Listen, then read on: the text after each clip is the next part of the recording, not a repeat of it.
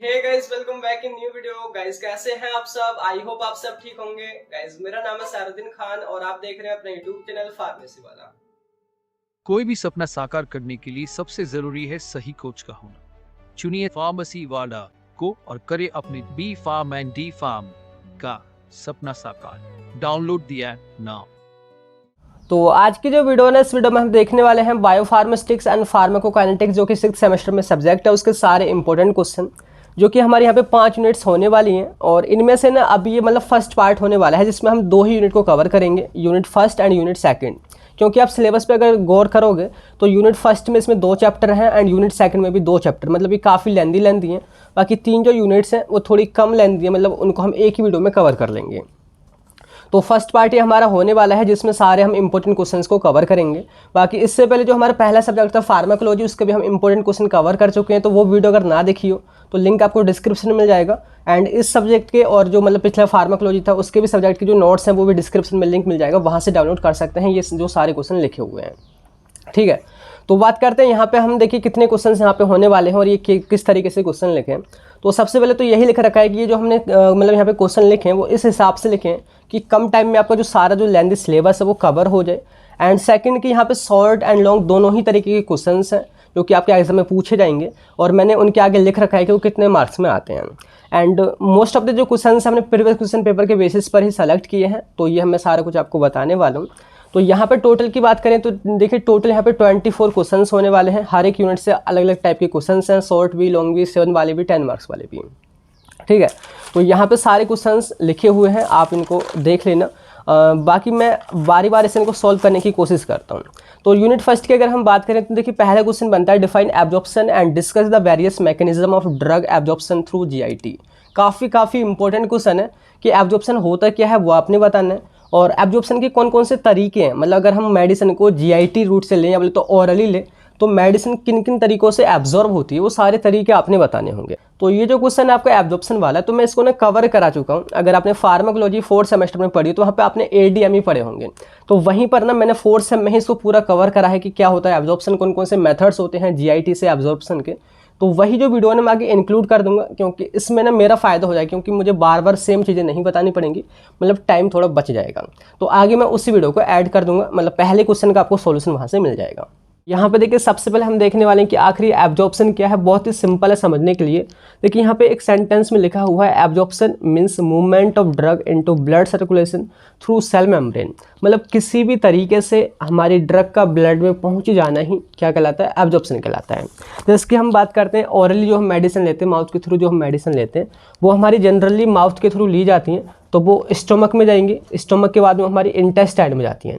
And intestine में पहुंचने के बाद में यहाँ पे कुछ छोटी छोटी ब्लड कैपिलरीज होती हैं और यही जब ड्रग जो है वो सेल मेम्ब्रेन को क्रॉस करके इन ब्लड कैपिलरीज में बोले तो ब्लड के अंदर जाती हैं। तो इस ब्लड के अंदर जो ड्रग हमारी पहुँच रही है, इसी पहुँचने की जो प्रोसेस है उसी को हम एब्जॉर्प्शन बोलते हैं। तो सिंपली एब्जॉर्प्शन बोले तो ब्लड में ड्रग का पहुँच जाना। तो यहाँ पे सिंपली वही लिखा है कि यानी कि absorption is the process of movement of drug from site of administration to the blood circulation by passing cell membrane। मतलब सेल मेम्ब्रेन को क्रॉस करके हमारी ड्रग का ब्लड में पहुंचना ही एब्जॉर्प्शन कहलाता है। तो सिंपली जो मैंने अभी आपको बताया था कि हम कोई भी टैबलेट लेते हैं तो मुंह के अंदर लेंगे ओरली, देन वो स्टमक में जाएगी सेकंड स्टेप, फिर वो इंटेस्टाइन तक पहुंचेगी एंड देन वही जो ड्रग है जब वो हमारे ब्लड में पहुंचेगी सेल मेम्ब्रेन को क्रॉस करके, तो इसी प्रोसेस को हम एब्जॉर्प्शन कहेंगे। तो क्लियर हो गया कि क्या है एब्जॉर्प्शन। तो यहाँ पे जो एब्जॉर्प्शन जो हो रहा है वो किसकी मदद से हो रहा है, एक्चुअली में यहाँ पे जो ये ब्लड कैपिलरीज हैं वो और यहाँ पे जो इंटेस्टाइन के पास जो सेल मेम्ब्रेन है इनके बीच में जब क्रॉसिंग हो रही है तभी हमारी जो ड्रग है वो एब्जॉर्ब हो रही है। तो नेक्स्ट लाइन है सिंपली वही लिखी है, drug reach in blood circulation by passing cell membrane. मतलब सेल मेम्ब्रेन को क्रॉस करके हमारी ड्रग ब्लड में पहुँच रही है। तो हमारे यहाँ पे एक नेक्स्ट टॉपिक जुड़ा हुआ है, यहाँ पे है वो है मेम्ब्रेन ट्रांसपोर्ट। मतलब मेम्ब्रेन को पार करने के कौन कौन से तरीके हैं, ट्रांसपोर्टेशन के कौन कौन से मेथड हैं, या बोले तो एब्जॉर्प्शन के कौन कौन से मेथड हैं। तो यहाँ पे कुछ मेथड लिख रखे हैं जो कि आपने डिटेल में बताने होंगे, क्योंकि देखिए आपको मैंने 10 मार्क्स का क्वेश्चन दिखाया था तो यहाँ पे पूछा गया है वो यही क्वेश्चन है कि explain various transport mechanism of drug absorption. तो यहाँ पे जो सारे मेथड है यही आपने इस क्वेश्चन में लिखने हैं।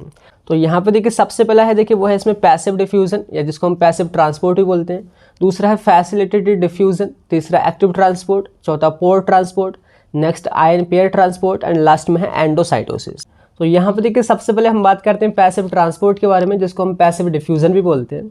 तो ये क्या होता है, देखिए सबसे पहले समझना है कि डिफ्यूज़न क्या होता है। डिफ्यूज़न का मतलब होता है मूवमेंट ऑफ एनी ड्रग या any compound from high concentration to low concentration. मतलब सिंपली जैसे कि कोई परमेबल मेम्ब्रेन होगी, जैसे कि मेम्ब्रेन है, यहाँ पे कोई भी हमारा कंपाउंड है, ड्रग जो कि हाई अमाउंट में है, तो उसका हाई कंसंट्रेशन से लो कंसंट्रेशन की ओर मूव करना, इस सेल मेम्ब्रेन को क्रॉस करके या जो भी हमारी परमेबल मेम्ब्रेन है उसको क्रॉस करके, तो यही प्रोसेस आपकी डिफ्यूज़न कहलाती है।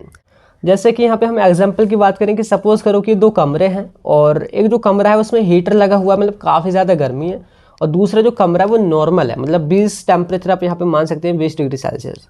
और इनके बीच में यहाँ पे खिड़की है, खिड़की के बीच में भी यहाँ पे मतलब जो जाली वगैरह हम लगा देते हैं कुछ इस तरीके से।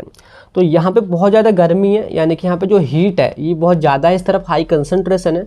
तो ये जो है धीरे धीरे से इस मतलब छन्नी की मदद से इस ठंडे इलाके में वो चली जाती है, ये वो जाती रहती है, मतलब हाई कंसंट्रेशन से लो कंसंट्रेशन की ओर, किसको पार करके, किसी परमेबल मेम्ब्रेन को पार करके, किसी भी छन्नी को पार करके। तो ये जो प्रोसेस है वो डिफ्यूज़न कहलाती है।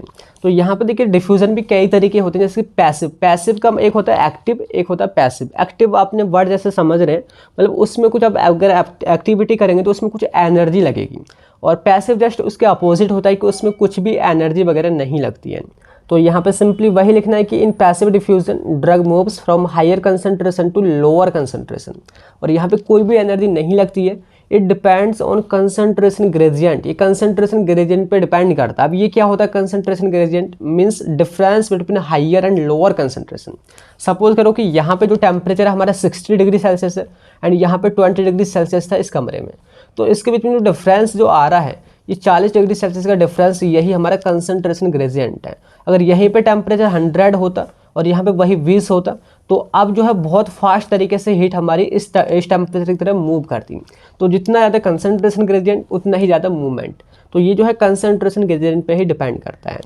तो सिंपली आप इस तरीके से दिखा सकते हैं कि सपोज ये आपकी सेल मेम्ब्रेन है, सेल मेम्ब्रेन के पार ये मतलब बाहर जो है बहुत सारी ड्रग पड़ी हुई है, और यहाँ पे उसके अंदर जो ड्रग है वो बहुत ही कम है। तो हमारी जो ड्रग वो हाई कंसंट्रेशन से लो कंसंट्रेशन की ओर वो ईजिली बिना किसी एनर्जी के मूव करेगी। तो इस तरीके का जो मेथड है वो ट्रांसपोर्टेशन का कहलाता है पैसिव ट्रांसपोर्ट। ठीक है, तो ये आपको समझ में आ गया। सबसे ज़्यादा जो ड्रग है वो इसी मेथड के थ्रू एब्जॉर्ब होती है। लिखा है कि 90% of absorption occurs by this method. तो क्लियर हुआ आपको ये पहला पैसिव डिफ्यूजन। एंड सेकंड है देखिए वो है फैसिलिटेटेड डिफ्यूजन। फैसिलिटेटेड जैसे कि नेम हमारा फैसिलिटी, फैसिलिटी मतलब सुविधा, यानी कि यहाँ पे डिफ्यूजन तो होगा, यहाँ पे ड्रग हमारी हाई कंसंट्रेशन से लो कंसंट्रेशन की ओर तो जाएगी, लेकिन किसी फैसिलिटी की मदद से जाएगी, कोई सुविधा यहाँ पे होगी। तो लिखा है कि in this method drug moves from higher concentration to lower concentration but with the help of carrier bodies. यहाँ पे कुछ कैरियर बॉडीज़ लगी होती हैं। देखिए यहाँ पे लिखा है कि सिंपली आप देख सकते हैं ये इमेज में सेल मेम्ब्रेन है और यहाँ पे इन्हें कुछ कैरियर बॉडीज़ हैं जिनसे हमारी ड्रग अटैच होगी। यहाँ पे हाई कंसंट्रेशन है, इधर लो कंसंट्रेशन है। तो यहाँ पे जो हमारी ड्रग है ये कैरियर बॉडीज़ की मदद से जो है वो आर पार जा रही है, और ये जो प्रोसेस है थोड़ी पैसिव डिफ्यूजन से फास्ट होगी। तो यहाँ पे सिंपली यही लिखना है कि फैसिलिटेटेड डिफ्यूजन मीन्स जिसमें कुछ फैसिलिटी है और कैरियर बॉडीज़ की मदद से हमारे ड्रग का डिफ्यूजन हो रहा है। ठीक है, ये आपको क्लियर हो गया। नेक्स्ट यहाँ पे देखिए वो है एक्टिव ट्रांसपोर्ट। एक्टिव का मतलब मैंने आपको बताया था कि यहाँ पे कुछ ना कुछ एनर्जी लगेगी। तो लिखा है कि in this method drug moves against concentration gradient. यहाँ पे कंसंट्रेशन के ग्रेडियंट के अगेंस्ट यहाँ पे हमारी ड्रग मूव करती है। यहाँ पे लो कंसंट्रेशन से हाई कंसंट्रेशन की ओर जाती है। मतलब आप सपोज करो कि आप इतनी ऊंचाई पे यहाँ पे खड़े हैं और कोई बंदा यहाँ नीचे है और ये इस तरीके से फिसल के यहाँ पे आना है, तो आप ऊपर से नीचे तो आप इजीली आ जाओगे, मतलब ऊपर से तो प्रेशर लगेगा, इजीली आपको कोई एनर्जी लगाने की ज़रूरत नहीं है। अगर आपको हो कि नीचे से आपको अब ऊपर जाना है तो आपको अब एनर्जी लगानी पड़ेगी। तो ठीक वही कॉन्सेप्ट है कि एक्टिव ट्रांसपोर्ट जो होता है उसमें वो हमारी ड्रग जो है वो लो कंसंट्रेशन से हाई कंसंट्रेशन की ओर जाती है। तो यहाँ पे एटीपी यानी कि एनर्जी की ज़रूरत पड़ती है। तो सिंपली लिखना है कि in this method drug moves against concentration gradient from lower concentration to higher concentration but it required ATP यानी कि एनर्जी ये रिक्वायर करती है।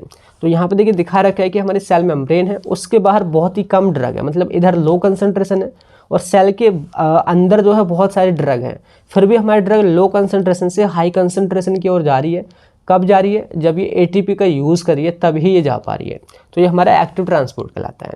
तो ये भी क्लियर हुआ। नेक्स्ट देखिए वो पोर ट्रांसपोर्ट। पोर का मतलब होता है छिद्र, यानी कि छोटे छोटे से छिद्र। तो हमारी जो सेल मेम्ब्रेन होती है, सेल मेम्ब्रेन में छोटे छोटे से छिद्र बने होते हैं जिनसे जैसे कि छिद्र छोटे छोटे हैं, तो यहाँ पे केवल छोटी छोटी ड्रग या तो जिनका मोलिकुलर साइज बहुत ही कम है या मोलिकुलर वेट बहुत ही कम है, वही इजीली पार कर सकती हैं। और ये जो ड्रग होती है वो हमारी मोस्टली हाइड्रोफिलिक होती है, मतलब वाटर सोल्यूबल होती हैं। बिकॉज जो हमारी लाइपोफिलिक ड्रग है तो डायरेक्टली क्रॉस कर ही सकती हैं, बिकॉज हमारी जो यहाँ पे जो लिपिड जो होता है या जो सेल मेम्ब्रेन जो होती है वो फॉस्फोलिपिड की ही बनी होती है। तो यहाँ पे सिंपली लिखना है कि in this method only low molecular size and low molecular weight water soluble drug can pass through small pores present in the membrane. तो ये एक मेथड आपको क्लियर हो गया। नेक्स्ट जो मेथड देखिए वो है आयन पेयर ट्रांसपोर्ट। आयन का जैसे कि यहाँ पे वर्ड आ रहा है आयन, यानी कि यहाँ पे वही ड्रग एब्जॉर्ब हो पाएंगी इस मेथड के थ्रू जो आयोनिक होंगी, जिसपे पॉजिटिव या फिर नेगेटिव चार्ज होगा। तो सिंपली लिखना है कि it involves the absorption of ionic drug which have positive या नेगेटिव चार्ज। एग्जाम्पल जैसे सल्फोनिक एसिड है और क्वाटरनरी अमोनियम कंपाउंड्स हैं, तो ये जो है हमारे इसी मेथड के थ्रू ये जो है एब्जॉर्ब होती हैं। तो यहाँ पे एब्जॉर्प्शन होता कैसे है, सपोज करो कि ये सेल मेम्ब्रेन है और ये जो है हमारी कैटायनिक ड्रग है, मतलब जिसके ऊपर पॉजिटिव चार्ज है, जिसके ऊपर कुछ ना कुछ आयंस हैं। तो यहाँ पे ये जो हमारी ड्रग वो डायरेक्टली इसको क्रॉस नहीं कर सकती सेल मेम्ब्रेन को, ये क्या करेगी हमारी बॉडी में, यानी कि सेल के बाहर ही कुछ हमारे एनायन होंगे जो कि एंडोजीनियस एनायन बोले तो जो हमारी बॉडी में ऑलरेडी प्रेजेंट है। तो ये जो है पहले उसके साथ कंबाइंड होकर के एक न्यूट्रल आपका कंपाउंड बनाएगी। यहाँ पे हमारा न्यूट्रल आयन पेयर बनेगा, पॉजिटिव नेगेटिव मिलकर न्यूट्रल बनेंगे, और ये जो है फिर क्रॉस करेगा सेल मेम्ब्रेन को, एंड जब ये सेल के अंदर पहुँच जाएगा एंड देन ये जो हमारा एंडोजीनियस एनायन था वो अलग हो जाएगा, ड्रग हमारी अलग हो जाएगी। तो इस तरीके से यहाँ पे ट्रांसपोर्टेशन यहाँ पे होता है। तो ये आपको क्लियर हो गया। और इसके बाद देखिए लास्ट में एक और पॉइंट है, देखिए वो हमारा एंडोसाइटोसिस। एंडोसाइटोसिस जो मेथड होता है इसमें वही ड्रग एब्जॉर्ब होती है, काफ़ी लार्ज साइज होता है, जिनका मोलिकुलर वेट काफ़ी ज़्यादा हाई होता है। तो ये जो है एक्चुअली में हमारी ड्रग जो होती है वो इंगल्फमेंट की मदद से वो एब्जॉर्ब की जाती है, मतलब तो जो हमारी सेल मेम्ब्रेन है उनको वो खाती है, बोले तो इंगल्फ करती है। तो यहाँ पे देखिए मैं आपको पहले दिखा दूँ, जैसे कि हमारी सेल मेम्ब्रेन है, ये उसका बाहर पार्ट है, बोले तो आउटसाइड सेल, ये इनसाइड सेल। तो यहाँ पे जो हमारी ड्रग है वो एक्चुअली में खाई जाती है, बोले तो इंगल्फ की जाती है हमारी सेल मेम्ब्रेन के द्वारा। जैसे कि हमारी ड्रग के पार्टिकल्स है, ये इंगल्फ की गई, यहाँ पे अंदर पहुँची, इसके अंदर पहुँची, फिर ये हमारे सेल के अंदर इस तरीके से पहुँच जाती है। तो यहाँ पे सिंपली लिखना है कि in this method drug of large size are transported by engulfment by the cell membrane because due to large size this drug can't cross cell membrane easily. Large size होने की वजह से ये सेल मेम्ब्रेन को easily cross नहीं कर सकती, तो इसी वजह से ये जो है इंगल्फ की जाती हैं। तो यहाँ पे देखिए अभी जो हमने देखा है ना, सारे मेथड्स देखे हैं कौन से, ट्रांसपोर्टेशन के, जो मेम्ब्रेन को मेम्ब्रेन के थ्रू ट्रांसपोर्टेशन जो हो रहा है उसके मेथड देखे हैं, या बोले तो एब्जॉर्प्शन के हमने मेथड देखे हैं। तो यहाँ पे देखिए पहला जो क्वेश्चन है उसको हमने सॉल्व कर लिया है। आई होप सारे कुछ आपको समझ भी आ गया होगा। सेकंड क्वेश्चन की बात करते हैं, देखिए वो है describe the various factor affecting drug absorption. ये भी काफ़ी इंपॉर्टेंट है कि एब्जॉर्प्शन को कौन कौन से फैक्टर अफेक्ट करते हैं वो आपने बताने होंगे। तो ये क्वेश्चन भी मैं सॉल्व करा चुका हूँ, मतलब वही सिलेबस में ही। तो वो नेक्स्ट वीडियो का पोर्शन भी मैं इसी में ऐड कर दूंगा, जिससे कि आपको क्वेश्चन सॉल्व हो जाएगा। और इसके बाद देखिए हम बात करते हैं कि कौन कौन से फैक्टर हैं जो कि एब्जॉर्प्शन को अफेक्ट करते हैं। तो यहाँ पे देखिए दो तरीके के फैक्टर होने वाले हैं, एक है रिलेटेड टू ड्रग, जो कि हमारे ड्रग से रिलेटेड होंगे वो, एंड सेकंड है रिलेटेड टू बॉडी। तो सबसे पहले हम बात करते हैं कि ड्रग से कौन कौन से रिलेटेड फैक्टर हैं जो कि हमारे एब्जॉर्प्शन को अफेक्ट करेंगे। तो देखिए पहला वो है लिपिड वाटर सोल्युबिलिटी, कि हमारी ड्रग वो लिपिड में सोल्यूबल होनी चाहिए या वाटर में सोल्यूबल होनी चाहिए। तो देखिए जैसे कि मैंने अभी आपको बताया कि हमारा जो है जो एब्जॉर्प्शन जो होता है वो सेल मेम्ब्रेन को क्रॉस करके ही होता है, और सेल मेम्ब्रेन जो है वो फॉस्फोलिपिड की बनी होती है, आपको पता ही है। तो जैसे कि फॉस्फोलिपिड की बनी है तो हमारी ड्रग लिपिड की जितनी ज़्यादा होगी, या बोले तो लिपिड में जितनी ज़्यादा सोल्यूबल होगी वो उतनी ईजिली ही एब्जॉर्ब हो पाएगी। तो लिखना है कि लिपिड सोल्यूबल अगर हमारी ड्रग है तो एब्जॉर्प्शन हाई होगा, अगर वहीं वाटर सोल्यूबल हमारी ड्रग होगी तो एब्जॉर्प्शन कम होगा। तो क्लियर हो गया आपको पहला पॉइंट। दूसरा है कि पार्टिकल साइज। देखिए एक हमारा पार्टिकल बहुत बड़ा है और एक बहुत छोटा है, जिसके सपोज यहाँ पे हमारे छोटे छोटे पार्टिकल्स हैं ये, और एक बहुत बड़े पार्टिकल्स, तो कौन सा जल्दी एब्जॉर्ब होगा? जो छोटे छोटे पार्टिकल्स हैं वो इजीली इसको क्रॉस कर पाएंगे हमारे सेल मेम्ब्रेन को। तो यहाँ पे वही है कि particle size is inversely proportional to absorption, मतलब अगर पार्टिकल साइज बढ़ जाएगा तो एब्जॉर्प्शन घट जाएगा, तो इसलिए पार्टिकल साइज छोटे से छोटा ही होना चाहिए। नेक्स्ट देखिए वो है आयोनाइजेशन। आयोनाइजेशन का मतलब है कि हमारी ड्रग जो है वो आयोनाइज्ड होनी चाहिए या अनआयोनाइज्ड होनी चाहिए। बोले कहने का मतलब है कि उसमें हमारा पॉजिटिव या नेगेटिव चार्ज होना चाहिए या वो न्यूट्रल होनी चाहिए। तो यहाँ पे देखिए लिखा है कि if unionised drug so drug will be lipid soluble, कि अगर हमारी ड्रग न्यूट्रल है, उसमें कोई भी चार्ज नहीं है, तो वो लिपिड में सोल्यूबल होगी। और अभी हमने पहले ही देखा है कि अगर हमारी ड्रग लिपिड में सोल्यूबल होगी तो एब्जॉर्प्शन हाई होगा। तो सिंपली यहाँ पे हमारी ड्रग को अनआयोनाइज्ड ही होना चाहिए, तभी वो अच्छी एब्जॉर्ब होगी। सेकंड है कि अगर उस पर कोई आयन है या तो पॉजिटिव या नेगेटिव चार्ज है, सो हमारी ड्रग जो है वो वाटर में सोल्यूबल हो जाएगी। और जैसे कि वाटर में सोल्यूबल अगर वो होगी तो एब्जॉर्प्शन उसका कम हो जाएगा, ये हम पढ़ चुके हैं। तो यहाँ पे वही यहाँ पे दिखा रखा है। क्लियर हो गई अभी आपको। नेक्स्ट पॉइंट वो है कंसंट्रेशन ऑफ ड्रग। देखिए जितनी ज़्यादा कंसंट्रेशन होगी ड्रग की, जितना ज़्यादा अमाउंट होगा ड्रग का, वो उतनी ही ज़्यादा एब्जॉर्ब होगी, उसका एब्जॉर्प्शन उतना ही ज़्यादा होगा। तो ये पॉइंट है यहाँ पे क्लियर हो गया। नेक्स्ट देखिए वो है ड्रग सोल्युबिलिटी। हमारी ड्रग जितनी ज़्यादा सोल्यूबल होगी, जितनी ज़्यादा वो डिजोल्व होगी, उतनी ही ज़्यादा उसका एब्जॉर्प्शन होगा, ये भी क्लियर है। एंड नेक्स्ट पॉइंट वो है डिसोल्यूशन रेट, कि जितना ज़्यादा डिसोल्यूशन होगा उसका रेट हाई होगा, उतना ही तेज़ वहाँ पे एब्जॉर्प्शन होगा। नेक्स्ट देखिए वो है पीएच ऑफ ड्रग, कि हमारे कौन सी ड्रग कहाँ पे एब्जॉर्ब होगी। तो जो एसिडिक ड्रग होती है वो स्टोमक में एब्जॉर्ब होंगी, क्योंकि स्टोमक का जो इन्वायरमेंट होता है वो एसिडिक ही होता है, क्योंकि लाइक डिजोल्व लाइक की थ्योरी यहाँ पे अप्लाई होती है। एंड सेकंड जो हमारी बेसिक ड्रग होती हैं वो हमारी एब्जॉर्ब होती हैं स्मॉल इंटेस्टाइन में, एग्जाम्पल इसके डाइजेपाम, मॉर्फिन वगैरह वहीं पे एब्जॉर्ब होती हैं। तो यहाँ पे जो हमारे फैक्टर हैं वो रिलेटेड टू ड्रग हैं, ड्रग से रिलेटेड है। अब बात करते हैं कि बॉडी से रिलेटेड कौन कौन से फैक्टर हैं जो कि हमारे एब्जॉर्प्शन को अफेक्ट करेंगे। पहला है सरफेस एरिया। देखिए सरफेस एरिया जितना ज़्यादा बढ़ेगा उतना ही ज़्यादा एब्जॉर्प्शन होगा। अगर वहाँ पे हमारी एक सेल मेम्ब्रेन को क्रॉस कर रहे हैं तो वहाँ पे कम ही एब्जॉर्प्शन होगा। अगर वहीं पे बहुत सारी सेल मेम्ब्रेन हो, उसका मतलब सरफेस एरिया अगर हम बढ़ा दें तो ज़्यादा ड्रग यहाँ पे हमारी एब्जॉर्ब होगी, तो एब्जॉर्प्शन हमारा इंक्रीज हो जाएगा। क्लियर हो गया। और इसके बाद देखिए नेक्स्ट पॉइंट देखिए वो है एज, यानी कि एज कैसे अफेक्ट करती है ड्रग के एब्जॉर्प्शन को। तो यहाँ पर देखिए हमारी ड्रग किन में जल्दी एब्जॉर्ब होगी, वो बच्चों में एब्जॉर्ब जल्दी होगी, या जो हमारे अडल्ट जो होते हैं उनमें एब्जॉर्ब होगी जल्दी, ये जो एल्डर पीपल हैं बोलते जो बूढ़े लोग हैं उनमें एब्जॉर्ब होगी। तो इसका राइट आंसर है कि जो अडल्ट जो होते हैं, जो 20 साल से 40 साल या 55 साल तक के होते हैं, 50 साल तक के होते हैं, उनमें ड्रग जल्दी एब्जॉर्ब होगी इन कंपेरिजन टू बच्चे और जो हमारे एल्डर पीपल हैं वो। तो यहाँ पे सिंपली वही लिखना है कि drug absorb fastly in adult in comparison to childrens and elder peoples. तो यहाँ पे भी एक फैक्टर है। नेक्स्ट है कि वो है वेस्कुलरिटी। वेस्कुलरिटी बोले तो वेन्स नंबर, मतलब कितनी ज़्यादा वेन है। तो इसके सपोज करो कि हमारी जो ड्रग जो एब्जॉर्ब हो रही है वो स्मॉल इंटेस्टाइन से एब्जॉर्ब हो रही है, स्मॉल इंटेस्टाइन, तो उसके आसपास जो हमारे ब्लड वेसल्स हैं या बोले तो जो वेन्स हैं वो जितनी ज़्यादा होंगी उतना ही ज़्यादा तो एब्जॉर्प्शन होगा। तो यहाँ पे सिंपली वही लिखा है कि more veins equals to more absorption. जितनी ज़्यादा वेन्स होंगी, जितनी ज़्यादा वेस्कुलरिटी होगी, उतना ही एब्जॉर्प्शन होगा। और इसके बाद देखिए नेक्स्ट पॉइंट यहाँ पे देखिए वो है फूड, यानी कि फूड कैसे अफेक्ट करता है। आपने सुना होगा ना डॉक्टर से कि ये वाली मेडिसिन आपने खाने खाने से पहले लेनी है, ये खाना खाने के बाद लेनी है। तो जो मेडिसिन खाना खाने से पहले ली जाती है वो मोस्टली वो मेडिसिन होती हैं जो गैस वगैरह के लिए यूज़ की जाती हैं। अगर आप उनको खाना खाने के बाद लोगे तो उनका एब्जॉर्प्शन ही कम हो जाएगा। इसी वजह से डॉक्टर बोलते हैं कि इसको खाना खाने से पहले ही लो, है ना। तो यहाँ पे फूड भी अफेक्ट करता है ड्रग के एब्जॉर्प्शन को। नेक्स्ट पॉइंट लास्ट में वो है डिसीज़ कंडीशन। अगर आपको कोई डिसीज़ वगैरह हो रही है, अगर आपके जीआई में कोई अल्सर वगैरह हो रहे हैं, गैस्ट्रिक इंटेस्टाइन वगैरह अल्सर वगैरह यहाँ पे हो रहे हैं, और डायरिया वगैरह हो रहा है, कॉन्स्टिपेशन हो रहा है, या बोले तो आपके स्टमक में जो HCl है वो काफ़ी कम है, तो तब भी जो एब्जॉर्प्शन है उसमें कमी देखी जा सकती है, वो अफेक्ट हो सकता है।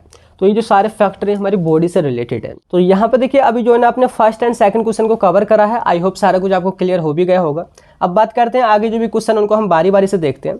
तो देखिए तीसरा हमारा क्वेश्चन है, देखिए वो है give the example of non पर ओलर एक्स्ट्रावेस्कुलर रूट्स ऑफ एडमिनिस्ट्रेशन। कि यहाँ पे हमने जो तीसरा क्वेश्चन है वो सॉल्व कर रखा है। आप देखोगे यहाँ पे हमारा जो क्वेश्चन है ना वो पूछ रहा है कि नॉन पर ओरल एक्स्ट्रावेस्कुलर रूट होते कौन कौन से हैं, वो आपने एग्जाम्पल बताने हैं। ठीक है, तो देखिए वर्ड को हम ब्रेक करते हैं। नॉन पर ओरल कहने का मतलब यानी कि अदर देन ओरल, ओरल के अलावा कोई दूसरा रूट हो। ओरल कहने का मतलब यानी कि जब हम मेडिसिन मुंह के थ्रू GIT के थ्रू लेते हैं वो हमारा ओरल कहा जाता है, तो उसको भी हटा दें।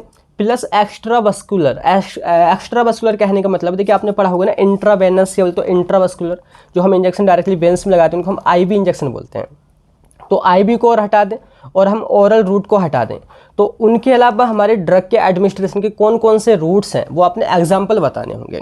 तो सिंपली यहाँ पे वही लिखा है एक्स्ट्रावेस्कुलर बोले तो नॉट डायरेक्टली इनटू वेन्स, मतलब हमारी जो ड्रग है वो डायरेक्टली वेन्स में नहीं डालनी, मतलब किसी दूसरे तरीके से वो जो है वेन्स में पहुँचेगी, तो वो आपने बताने होंगे। तो सिंपली यहाँ पे देखिए पढ़ते हैं डेफिनेशन कि non per oral extravascular routes are other than oral route which bypass GIT या तो फर्स्ट पास मेटाबॉलिज्म, कि यानी कि ऐसे रूट्स होते हैं जो ना तो ओरली दिए जाते हैं और ना ही वो डायरेक्टली वेन्स में दिए जाते हैं, और जिसकी वजह से ये जो है जो हमारा फर्स्ट पास मेटाबॉलिज्म होता है इसको बाईपास कर देते हैं। वही हमारे कहलाते हैं non per oral एक्स्ट्रावेस्कुलर root.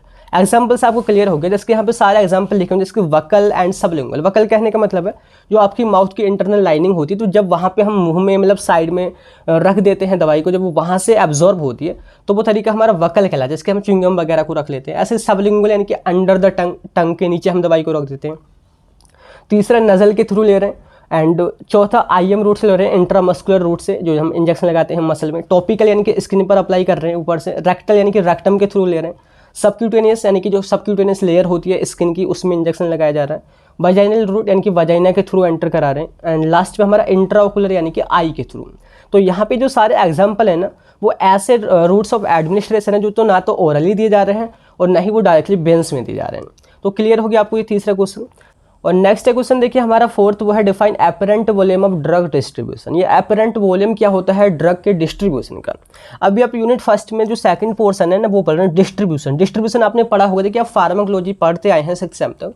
Distribution का मतलब होता है कि हमारी जो ड्रग है वो एब्जॉर्ब हो करके हमारी ब्लड वेसल्स में पहुंच चुकी है। अब जो ब्लड वेसल्स है ना, उसी से हमें अलग अलग ऑर्गन के पास डिस्ट्रीब्यूट करना है, बांटना है। जैसे कि सपोज स्टोमक के पास पहुंचाना है, या सेकंड हमारे लंग्स के पास पहुंचाना है, या बोले तो पैनक्रियाज के पास पहुंचाना है, मतलब अलग अलग टिश्यूज़ के पास पहुंचाना है, डिस्ट्रीब्यूशन कहलाता है। तो डिस्ट्रीब्यूशन होता किसकी मदद से है, यहाँ पे आपका जो फ्लूइड है यानी कि ब्लड जो है वो, एंड और भी हमारा एक्स्ट्रावेस्कुलर और इंट्रावेस्कुलर जो हमारा फ्लूइड होता है जो सेल के अंदर और बाहर पाया जाता है, तो उस फ्लूइड की मदद से ही ड्रग हमारी डिस्ट्रीब्यूट होती है।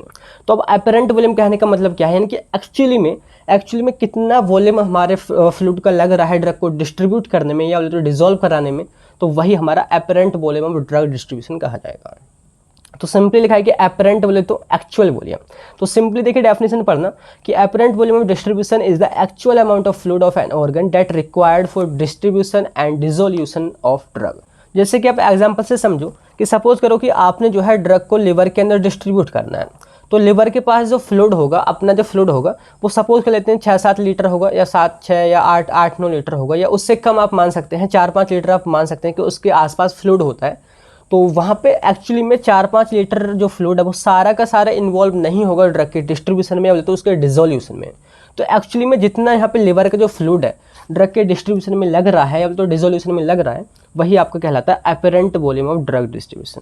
तो यहाँ पे आपको क्लियर हो गया। तो यहाँ पे इसका फॉर्मूला आपने ध्यान रखना है कि apparent volume of drug distribution equals to amount of drug in body, की टोटल अमाउंट कितना है ड्रग का बॉडी में वो, अपन प्लाज्मा ड्रग कंसेंट्रेशन, मतलब कि प्लाज्मा बोले तो ब्लड में कितनी कंसेंट्रेशन है। तो यहाँ पे जो है सिंपली होगा आपका apparent volume of drug distribution. ठीक है, नेक्स्ट हमारा क्वेश्चन देखिए वो है प्रोटीन बाइंडिंग, कि define protein binding of drug and give factor affecting protein binding. देखिए सारे कुछ आप पढ़ चुके हैं, अब सिंपली रिवाइज ही करना है। आपने देखिए ये 3rd सेमेस्टर में पढ़ा होगा कि प्रोटीन बाइंडिंग होती क्या है। तो यहाँ पे सिंपली लिखा हुआ है प्रोटीन बाइंडिंग। तो देखिए वर्ड को अगर हम ब्रेक करें, प्रोटीन प्लस बाइंडिंग, यानी कि प्रोटीन जो है हमारी वो कहीं ना कहीं दूसरी चीज़ से बाइंड होगी। तो प्रोटीन होती कहाँ है, हमारी बॉडी में होती है। तो यहाँ पे स्पेशली बात हो रही है कि जब भी प्रोटीन हमारी, मतलब प्रोटीन ड्रग से बाइंड होती है, जो हमारी ड्रग हम बॉडी में लेते हैं, बाहर से लेते हैं, तो जब प्रोटीन ड्रग के साथ बाइंड होकर के प्रोटीन ड्रग कॉम्प्लेक्स बनाता है, बोले तो देखिए पी प्रोटीन डी ड्रग जब मिल जाते हैं तो पीडी बना लेते हैं। तो इनका यही बाइंड होना ही कहलाता है प्रोटीन बाइंडिंग। अब बात करते हैं कि आखिर ये प्रोटीन बाइंडिंग होती कहाँ पर है। जैसे कि सिंपली अभी जो है ना हमने फर्स्ट स्टेप यहाँ पे पढ़ी है एब्जॉर्प्शन एंड सेकंड डिस्ट्रीब्यूशन। ठीक है, तो डिस्ट्रीब्यूशन के दौरान होता क्या है कि जैसे ही हमारी ड्रग जो है ब्लड में पहुंचती है, सपोज करो यहाँ पे मैं टैबलेट बना देता हूँ कुछ इस तरीके से, कि जैसे ही हमारे जो टैबलेट है उसके छोटे छोटे पार्टिकल हमारे ब्लड में पहुंचते हैं, तो ब्लड में कई सारी प्रोटीन होती हैं, प्लाज्मा प्रोटीन जैसे कि एल्ब्यूमिन है, ग्लोब्यूलिन है, लाइपोप्रोटीन है।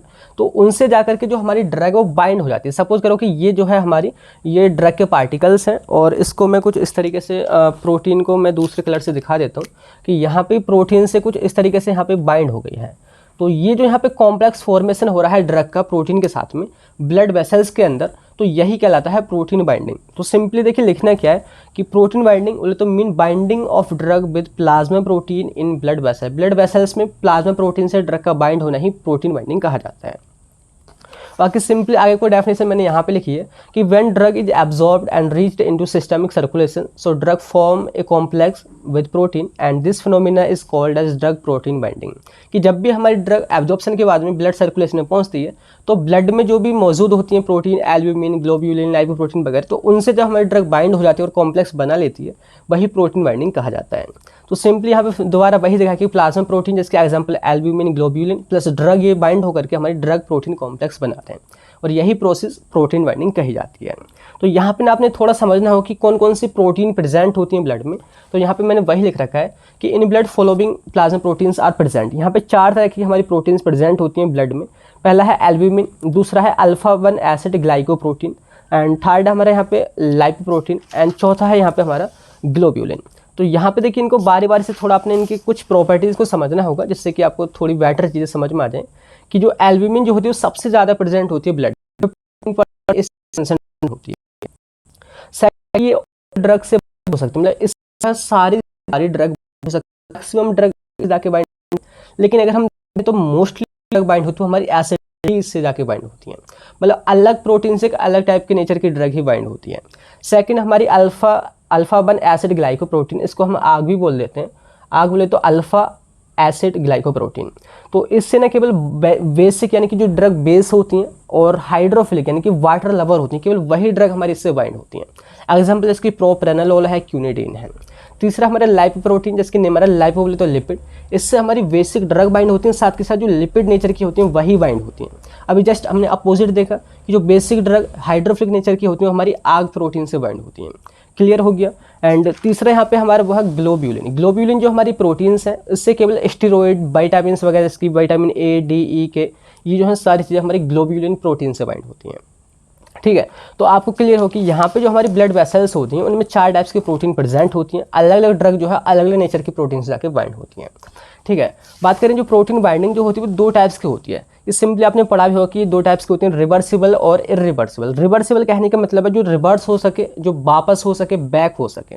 तो सिंपली यहाँ पे समझो कि यहाँ पे जैसे हमारी ड्रग है और ये प्रोटीन है, दोनों बाइंड हुई, बाइंड होकर के इन्हें कॉम्प्लेक्स बना लिया। अगर ये कॉम्प्लेक्स जो बना है अगर वो टूट भी जाता है बोले तो ड्रग फर्दर ये जो है हमारी प्रोटीन से अलग हट जाती है, तो ये हमारी रिवर्सिबल प्रोटीन बाइंडिंग कहा जाएगा। तो यहाँ पे सिंपली मैंने दिखा रखा है कि प्रोटीन और ड्रग जो बाइंड हो रही है, तो यहाँ पर रिवर्सिबल का मैंने साइन भी दिखा रखा है कि इधर भी हो सकता है ये बैक और आगे भी ये हो सकता है। तो यहाँ पे जो ये कॉम्प्लेक्स जो बना है मतलब ये वीक बॉन्ड से ही बनेगा ताकि वो जल्दी से टूट भी जाए आसानी से। तो यहाँ पे सिंपली वही लिखा है कि in this binding drug bind with protein by weak chemical bond. ऐसे केमिकल बॉन्ड जो होते हैं वो काफ़ी वीक होते हैं।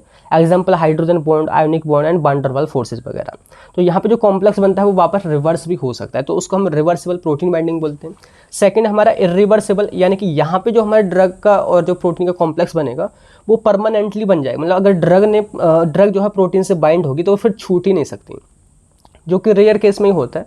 तो सिंपली लिखना है कि when drug binds with protein bye strong bond like covalent bond, जो काफ़ी स्ट्रॉन्ग होता है, अगर उससे हमारी ड्रग बाइंड हो जाती है प्रोटीन से तो वो छूटती ही नहीं है, मतलब कॉम्प्लेक्स परमानेंटली बन जाता है। तो ये हमारा इरिवर्सिबल प्रोटीन बाइंडिंग कहा जाता है। तो यहाँ पे अभी आपको क्लियर हो गया होगा कि प्रोटीन बाइंडिंग होती क्या है, उसमें कौन कौन सी प्रोटीन इन्वॉल्व होती हैं, एंड यहाँ पे वो कितने टाइप्स की होती है आपको क्लियर हो गया होगा। अब बात करते हैं यहाँ पे क्वेश्चन में हमारा जोड़ा पड़ा है कि कौन कौन से फैक्टर प्रोटीन बाइंडिंग को अफेक्ट करते हैं। तो यहाँ पे देखिए 3 टाइप्स के फैक्टर होने वाले हैं। एक फैक्टर यानी कि ड्रग से रिलेटेड, मतलब जिसमें ड्रग के फैक्टर्स अफेक्ट करेंगे प्रोटीन बाइंडिंग को। दूसरा खुद प्रोटीन के फैक्टर की, प्रोटीन वो कितने टाइप्स की होती हैं, कैसे होती हैं, क्यों नहीं होती हैं, तो प्रोटीन के फैक्टर उसको अफेक्ट करेंगे। एंड तीसरा जो पेशेंट मेडिसिन को ले रहा है उसकी एज वगैरह वाले, तो पेशेंट से रिलेटेड भी कुछ फैक्टर यहाँ पे अफेक्ट करेंगे। तो 3 टाइप्स के फैक्टर हैं। तो सबसे पहला है कि ड्रग रिलेटेड फैक्टर। ड्रग से कौन कौन से रिलेटेड फैक्टर हैं जो हमारी प्रोटीन बाइंडिंग को अफेक्ट करते हैं। सबसे पहला है फिजियोकेमिकल प्रॉपर्टी ऑफ ड्रग, कि जो हमारी ड्रग है अगर वो देखिए उसकी फिजिकल केमिकल प्रॉपर्टी की बात करें, अगर वो लिपिड नेचर की है, वो लाइपोफिलिक है, तो उसका एब्जॉर्प्शन ज़्यादा होता है, आपने पढ़ा होगा है ना। तो जितनी जल्दी वो एब्जॉर्ब हो जाएगी, बोले तो जितनी फास्ट एब्जॉर्ब होगी उसकी प्रोटीन बाइंडिंग उतनी ही फास्ट होगी। कहने का मतलब है अगर ड्रग हमारी लाइपोफिलिक है तो उसकी प्रोटीन बाइंडिंग ज़्यादा होगी। ये पहला फैक्टर हो गया। सेकंड फैक्टर कि हमारी बॉडी में ड्रग की कंसंट्रेशन जितनी ज़्यादा होगी उतनी ही ज़्यादा प्रोटीन बाइंडिंग होगी। अगर हमने 10 mg ड्रग लिए एक तरफ और एक तरफ हमने 100 mg लिए, तो प्रोटीन बाइंडिंग कहाँ पे ज़्यादा होगी, जहाँ पे 100 mg ड्रग लिए वहाँ पे ज़्यादा बाइंडिंग होगी। तो सिंपली हमारा सेकंड फैक्टर हो गया।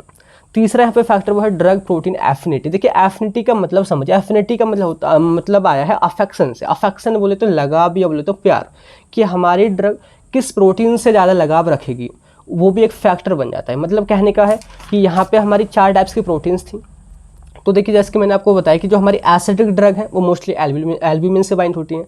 जो हमारी बेसिक एंड हाइड्रोफिलिक ड्रग है वो आग प्रोटीन से बाइंड होती हैं। तीसरी जो हमारी लाइपोफिलिक प्लस बेसिक जो ड्रग होती हैं वो हमारी लाइपोप्रोटीन से बाइंड होती हैं। मतलब अलग ड्रग का अलग प्रोटीन के साथ अफेक्शन होता है, लगाव होता है या बोले तो प्यार होता है। तो यहाँ पे एक फैक्टर बन जाता है कि अलग अलग टाइप की ड्रग हमारी अलग अलग प्रोटीन से बाइंड होती हैं। तो ये जो है इस तरीके से यहाँ पे प्रोटीन बाइंडिंग को अफेक्ट करता है। क्लियर हो गया। तीसरा सेकंड यहाँ पे जो फैक्टर है वो है रिलेटेड टू प्रोटीन। यहाँ पे सेम जो फैक्टर है वो लिखा हुआ है कि फिजियोकेमिकल प्रॉपर्टी ऑफ प्रोटीन की फिजिकल केमिकल जो प्रॉपर्टी होती है प्रोटीन की, जैसे कि अभी हमने देखा कि एल्ब्यूमिन हमारी एसिडिक नेचर की ड्रग को अट्रैक्ट करती है, ये हमारी बेसिक और हाइड्रोफिलिक ड्रग जो होती है उनको अट्रैक्ट करती है, ये हमारी लिपिड नेचर की प्लस बेसिक ड्रग को अट्रैक्ट करती है। जैसे ग्लोब्यूमिन वगैरह जो है, ग्लोब्यूलिन जो है ये हमारी स्टेरॉइड और विटामिन वगैरह को अट्रैक्ट करती है। मतलब ये जो है अलग अलग फिजियोकेमिकल प्रॉपर्टी की वजह से यहाँ पे जो प्रोटीन बाइंडिंग वो अफेक्ट हो रही है। तो सिंपल एग्जांपल में लिखा है कि जैसे कि lipophilic drug mostly bind to lipoprotein. यहाँ पे जो हमारी लाइपोफिलिक ड्रग है मोस्टली लिपिड जो लाइपोप्रोटीन है उससे जाके बाइंड होती है। ऐसे ही जो एल्ब्यूमिन जो होता है, जो ये प्रोटीन है वो मोस्टली डिपेंड करता है पीएच पे, यानी कि जो एसिडिक ड्रग होंगी वो मोस्टली एल्ब्यूमिन से बाइंड होंगी।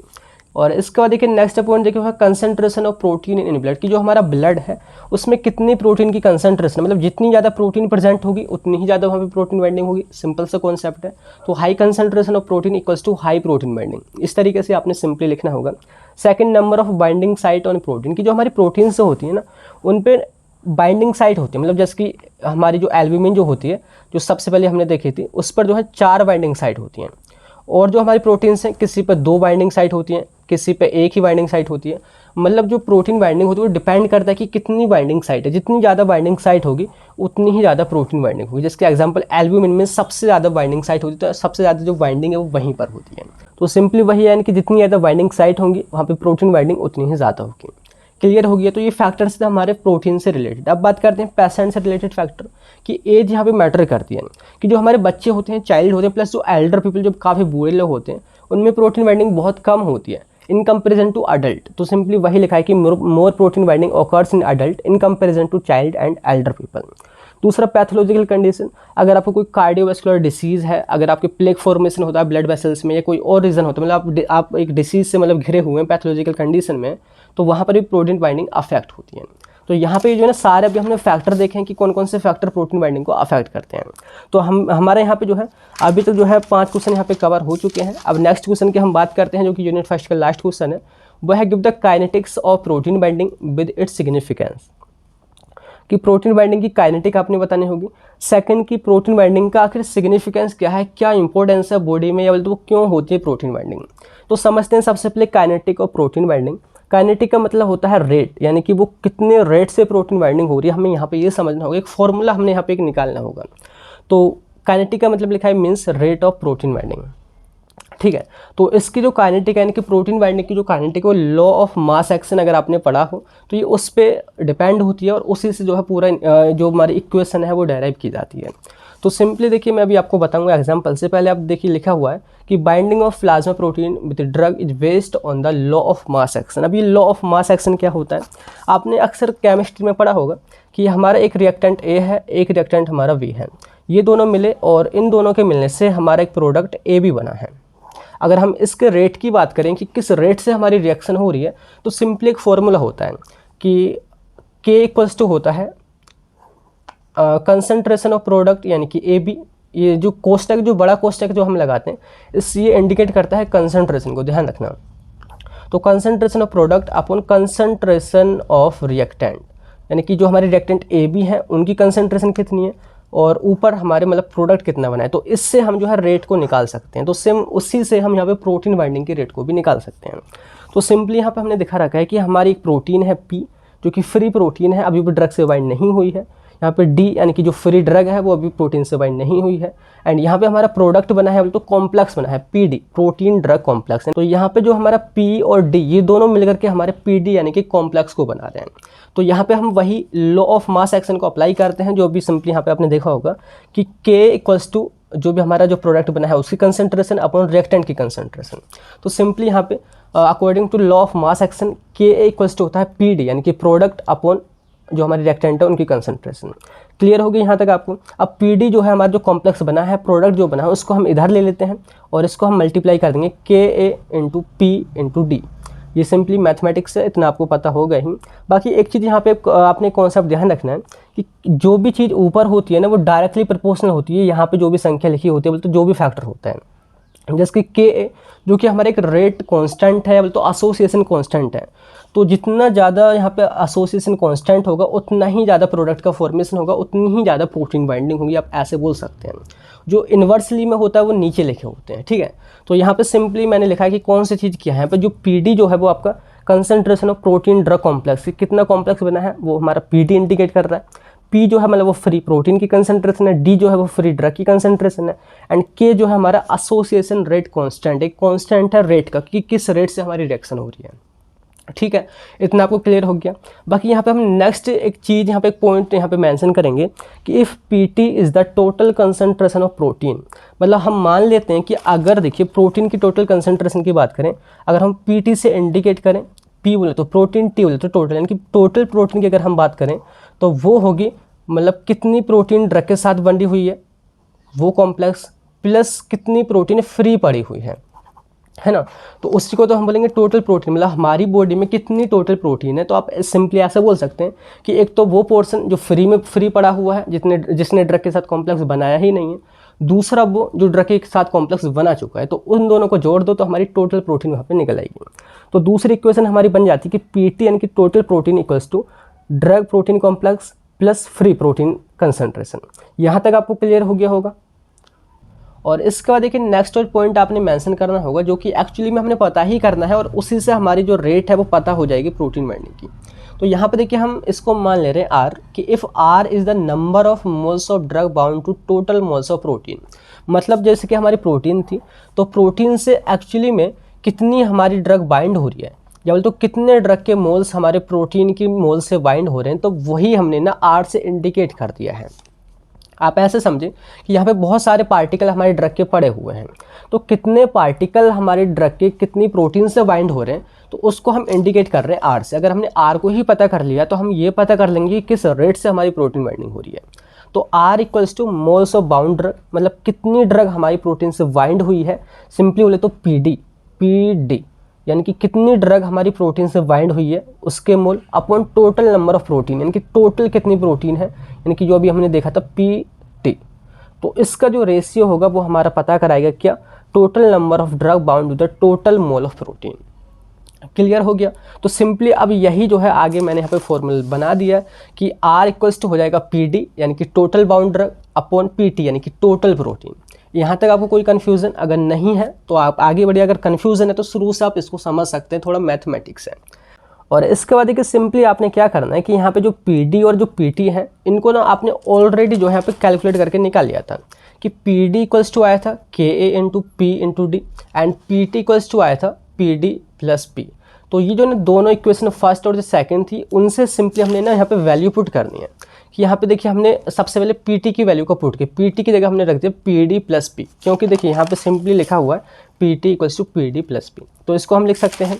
ऐसे ही यहाँ पे जो हमारा पीडी है, पीडी की जगह हमने रख दिया के A into P into D, जो मैंने यहाँ पे हाईलाइट कर रखा है, जो कि इक्वेशन फर्स्ट से है PD equals to K A into P upon D.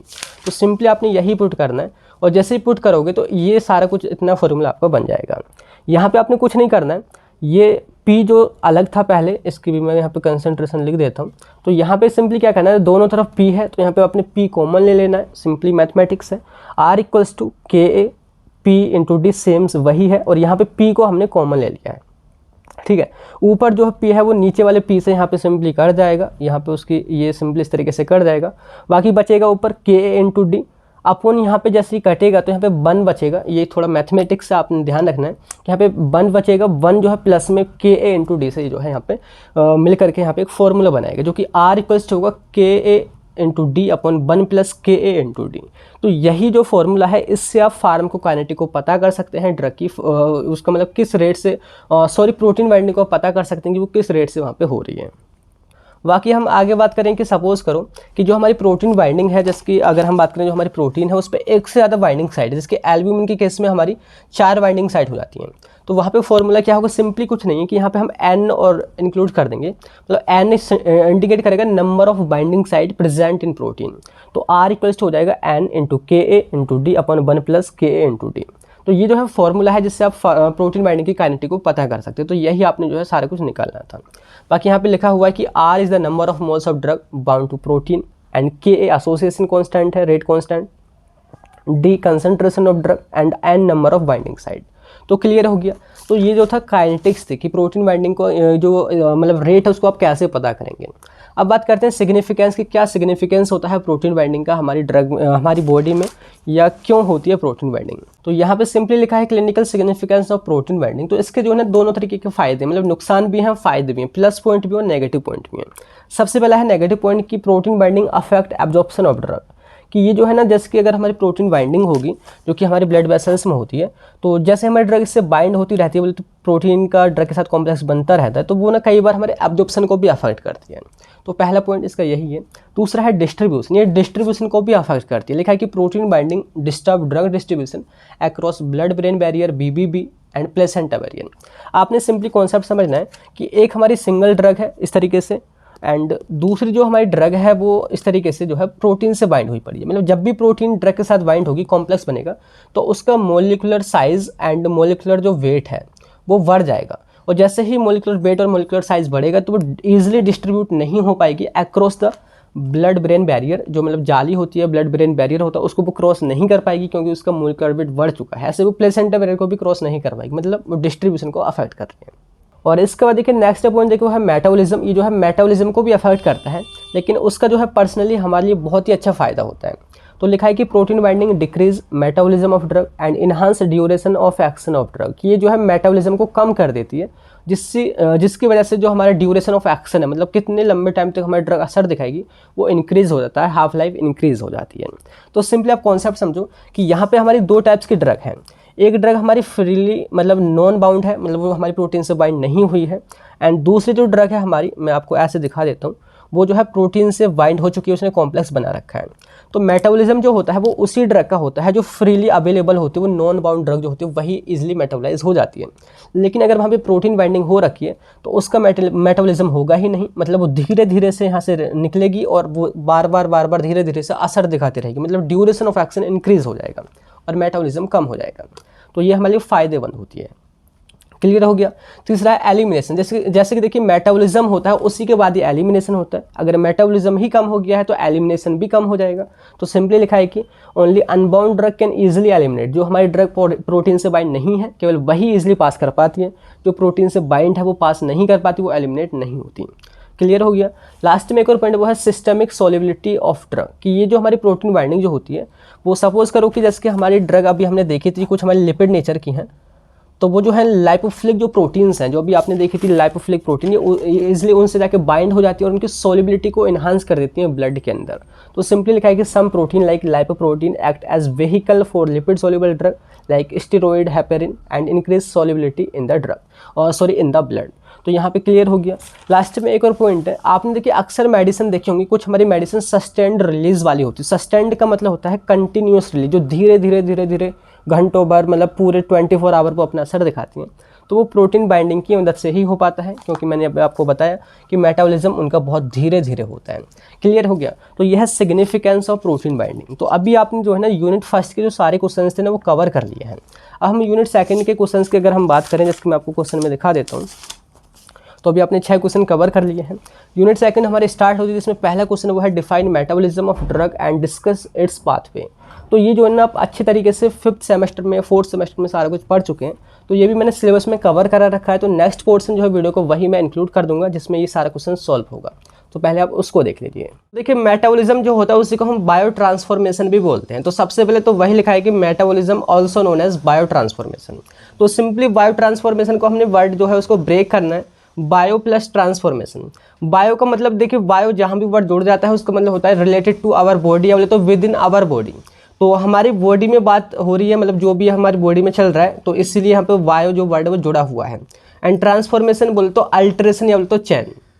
तो सिंपली बोले तो यहाँ पे जो हमारी ड्रग है, देखिए अभी आप कॉन्सेप्ट को समझो कि अभी जो हमने ड्रग ली है वो कहाँ तक पहुँची है हमारी बॉडी में। जैसे कि हम माउथ के थ्रू मेडिसिन ले रहे हैं, तो ये जो है हमारी स्टोमक से होती हुई हमारी इंटेस्टाइन में जाएगी और इंटेस्टाइन के बाद में यहाँ पे ब्लड वेसल्स हैं, ये हमारे ब्लड में पहुँच जाएगी और इसी प्रोसेस को हम बोलते हैं एब्जॉर्प्शन। ठीक है, हमारी जो फर्स्ट स्टेप हमने देखी थी एब्जॉर्प्शन हमारे यहाँ पे हो जाता है। और ब्लड के बाद में ये जो है नए नए टिश्यूज़ के पास जाती है और नए नए यहाँ पे रिसेप्टर के पास जाती है, अलग अलग रिसेप्टर के पास जाती है, तो इसको हम बोलते हैं डिस्ट्रीब्यूशन। ये हमारी सेकंड स्टेप यहाँ पे हो गई है। और जहाँ पे अपने रिसेप्टर से जाके बाइंड हो जाती है तो ये जो है 3-4 घंटे असर दिखाएगी या जो भी इसका 5-6 घंटे अपना असर दिखाएगी मेडिसिन। और असर दिखाने के बाद में देखिए मेडिसिन लगातार असर नहीं दिखाती रहती है, उसको बॉडी से बाहर भी निकलना होता है। या बोले तो आपने पैरासिटामोल ली हो या एस्प्रिन ली हो या बोले तो कोई भी मेडिसिन ली हो, तो उसका असर देखिए वो लिमिटेड ही होता है, 4 घंटे, 5 घंटे, 6 घंटे, 7 घंटे। ऐसा नहीं कि एक बार आपने मेडिसिन ली वो महीनों महीनों तक उसका असर रहता है। तो ये जो असर है वो कैसे बंद होता है, तो उसी प्रोसेस को हम बोलते हैं मेटाबॉलिज्म। देखिए एक कॉन्सेप्ट है सिंपली कि जो हमारी ड्रग जो होती है, सपोज करो कि हमारी ड्रग का शेप कुछ इस तरीके से है, तो उसका जो रिसेप्टर है कुछ इस तरीके का होगा और वो अपने रिसेप्टर जो स्पेसिफिक रिसेप्टर है उसी से जाके वो बाइंड होगी। ठीक है, एंड जब तक इसका ऐसा ही शेप रहेगा वो अपना एक्शन दिखाती रहेगी और इस ड्रग को हम बोलते हैं एक्टिव ड्रग। अब ये जो हमारी एक्टिव ड्रग है वो उसने अपना जो है असर जो है वो 3 घंटे, 4 घंटे, 5 घंटे, 6 घंटे जो दिखा लिया है, अब उसको इनएक्टिवेट करना होता है, तो बॉडी से बाहर निकालने के लिए रेडी करना होता है। तो उसी प्रोसेस को हम बोलते हैं बायो ट्रांसफॉर्मेशन, यानी कि बॉडी के अंदर जो है ड्रग में अल्ट्रेशन करना होगा, उसके स्ट्रक्चर को बदलना होगा, जिससे कि जो भी उसने अपना असर दिखा लिया है अब वो आगे असर ना दिखाए, या बोले तो जो भी उसका मैक्सिमम जो असर है वो कंप्लीट हो चुका है। तो उसी प्रोसेस को हम बायो ट्रांसफॉर्मेशन बोलते हैं। तो सिंपली आप यहाँ पे ऐसे लिख सकते हैं कि biotransformation is the chemical alteration of drug in body that converts active drug into inactive drug, non polar to polar drug and lipid soluble to lipid insoluble drug. तो यहाँ पे देखिए 3 पॉइंट्स लिखे हुए हैं कि बायो ट्रांसफॉर्मेशन में होता क्या है कि जो हमारी एक्टिव ड्रग होती है, जो अपने 5-6 घंटे असर दिखा चुकी होती है, उसको इनएक्टिव ड्रग में कन्वर्ट किया जाता है। ठीक है, मतलब उसकी स्ट्रक्चर को चेंज किया जाता है। एंड सेकंड पॉइंट है कि जो हमारी नॉन पोलर ड्रग होती है, नॉन पोलर का मतलब है जो लिपिड में सोल्यूबल होती है उसको लिपिड में इनसोल्यूबल बनाया जाता है, बोले तो उसको पोलर बनाया जाता है। पोलर जो भी ड्रग होती है हमारी वाटर में सोल्यूबल हो जाती है। तो वही है कि नेक्स्ट पॉइंट की lipid soluble to insoluble drug हमारी ये बनाई जाती है। तो जैसे ये सारी प्रॉपर्टीज़ और ड्रग की स्ट्रक्चर वगैरह चेंज होगी तो अपने रिसेप्टर से वो छूट जाएगी और छूटने के बाद में बॉडी से उसको निकलना होता है, तो वो हमारी नेक्स्ट स्टेप होगी एक्सक्रीशन। तो सिंपली देखिए वही मैंने यहाँ पे दिखा रखा है, आपको बहुत ही क्लियर यहाँ पे हो जाएगा कि हमारी कोई भी ड्रग है वो हमने माउथ के थ्रू अपने स्टोमक में ली, उसके बाद वो इंटेस्टाइन में जाएगी और इंटेस्टाइन से जो है वो एब्जॉर्ब होगी ब्लड में। ये हमारी फर्स्ट स्टेप होगी। ब्लड से जो है वो नए नए अपने रिसेप्टर के पास जाएगी जिसको हम डिस्ट्रीब्यूशन बोलते हैं। और जब ड्रग जो है अपने रिसेप्टर से जाके बाइंड हो जाएगी, जैसे कि मैंने यहाँ पे दिखा रखा है, तो वो अपना एक्शन दिखाएगी और आफ्टर 6 आवर्स या जो भी 8 घंटे 10 घंटे जो अपना असर दिखाएगी, उसके बाद में उसका मेटाबॉलिज्म होता है। और वही जो स्टेप है हम मेटाबॉलिज्म पढ़ रहे हैं। जैसे कि यहाँ पे देखोगे जो हमारी ड्रग है उसका जो स्पेसिफिक शेप है कुछ इस तरीके से है ना। एंड आगे आप मेटाबॉलिज्म में देखोगे यहाँ पे जो इसका शेप है कुछ इस तरीके से चेंज हो चुका है। मतलब मेटाबॉलिज्म का मेन मकसद होता है ड्रग की स्ट्रक्चर को चेंज करना, ड्रग की प्रॉपर्टीज़ को चेंज करना, या ड्रग जो हमारी लिपिड में सोल्यूबल है उसको लिपिड में इनसोल्यूबल बनाना। और जैसे ये सारी चीज़ें चेंज होती हैं तो हमारी बॉडी से ड्रग जो है वो निकलने लग जाती है, बोले तो एक्सक्रीशन उसका हो जाएगा। तो यह है आपका मेटाबॉलिज्म, आपको क्लियर हो गया होगा। बात करते हैं जो मेटाबॉलिज्म जो होता है, मोस्ट ऑफ द जो ड्रग होती हैं उनका जो मेटाबॉलिज्म है वो हमारे लिवर में होता है। तो लिखा है कि liver is the main site of metabolism for most drug. और लिवर में भी स्पेशल ग्रुप होता है एंजाइम का, जिसका आपको नाम जरूर याद रखना है, वह है साइटोक्रोम P450। तो ये जो है ग्रुप है जो एंजाइम्स जो होते हैं जो ड्रग को मेटाबोलाइज करते हैं। तो यहाँ पे आपको क्लियर होगा कि क्या होता है मेटाबॉलिज्म और ये कहाँ पे होता है और कौन से एंजाइम मेटाबॉलिज्म को करते हैं। तो यहाँ पे देखिए अभी मैं आपको बेसिक बता दूं कि जो हमारा मेटाबॉलिज्म होता है उसका जो पाथवे की बात करें, बोले तो उसके मैकेनिज्म की बात करें, तो उसमें जो है 2 फेज इन्वॉल्व होते हैं। बोले तो वो 2 फेजेस में हमारी ड्रग जो है मेटाबोलाइज होती है। पहला जो है फेज़ 1 है, दूसरा फेज़ 2 है। फेज़ 1 को हम फंक्शनलाइजेशन रिएक्शन बोलते हैं, जिसमें मतलब फंक्शनलाइजेशन रिएक्शन होंगी, अभी मैं आपको क्लियर करूंगा। एंड फेज़ 2 को हम बोलते हैं कंजुगेशन रिएक्शन, जिसमें हमारी कंजुगेशन रिएक्शन होंगी। तो फंक्शनलाइजेशन रिएक्शन जैसे कि हमारा फंक्शनलाइजेशन मतलब इसमें जो है हमारी कोई ड्रग होगी, सपोज करो कि हमारी कोई ड्रग है, ड्रग का स्पेसिफिक स्ट्रक्चर होगी, उसमें स्पेसिफिक फंक्शनल ग्रुप होंगे।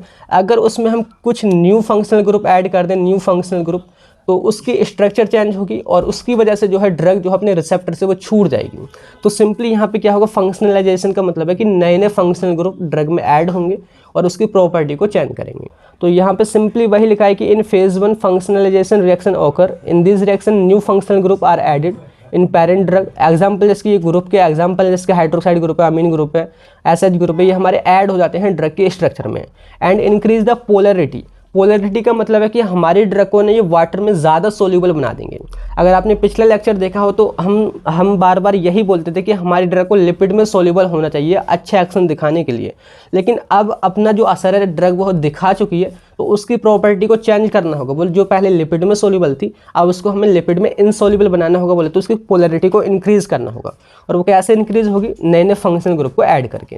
तो यहाँ पे कई सारी रिएक्शन होती हैं, जैसे ऑक्सीडाइज कर देंगे हम ड्रग को तो भी उसकी स्ट्रक्चर चेंज हो जाएगी, उसमें हम रिडक्शन कर देंगे, हाइड्रोलाइसिस कर देंगे, साइक्लाइजेशन कर देंगे, या बोले तो जो भी हमारी ड्रग है उसमें हम नई नई साइकिल या बोले तो रिंग बना देंगे। अगर कोई रिंग होगी तो उसको हम तोड़ देंगे तो वो हमारी डिसाइक्लाइजेशन कहा जाएगा। तो इस तरीके से हम ड्रग के स्ट्रक्चर को चेंज करते हैं। और इसके बाद देखिए यहाँ पे जो है सेकंड फेज है जिसको हम बोलते हैं कंजुगेशन रिएक्शन। देखिए कंजुगेशन का मतलब होता है यानी कि कॉम्बिनेशन या बोले तो कॉम्प्लेक्स फॉर्मेशन, कि यहाँ पे जो भी हमारा मेटाबोलाइट बना है फेज 1 रिएक्शन में, बोले तो जो भी हमारी ड्रग की स्ट्रक्चर थी अब उसी में कुछ नए कंपाउंड और ऐड होंगे और वो ड्रग की स्ट्रक्चर को चेंज करेंगे, ड्रग के वेट को बढ़ाएंगे, ड्रग की पोलरिटी को इंक्रीज करेंगे। तो यहाँ पे सिंपली वही लिखना है कि इन फेज 2 या बोले तो कंजुगेशन रिएक्शंस ओकर इन विच ड्रग या बोले तो phase 1 metabolite combined with endogenous substance and form covalent bond.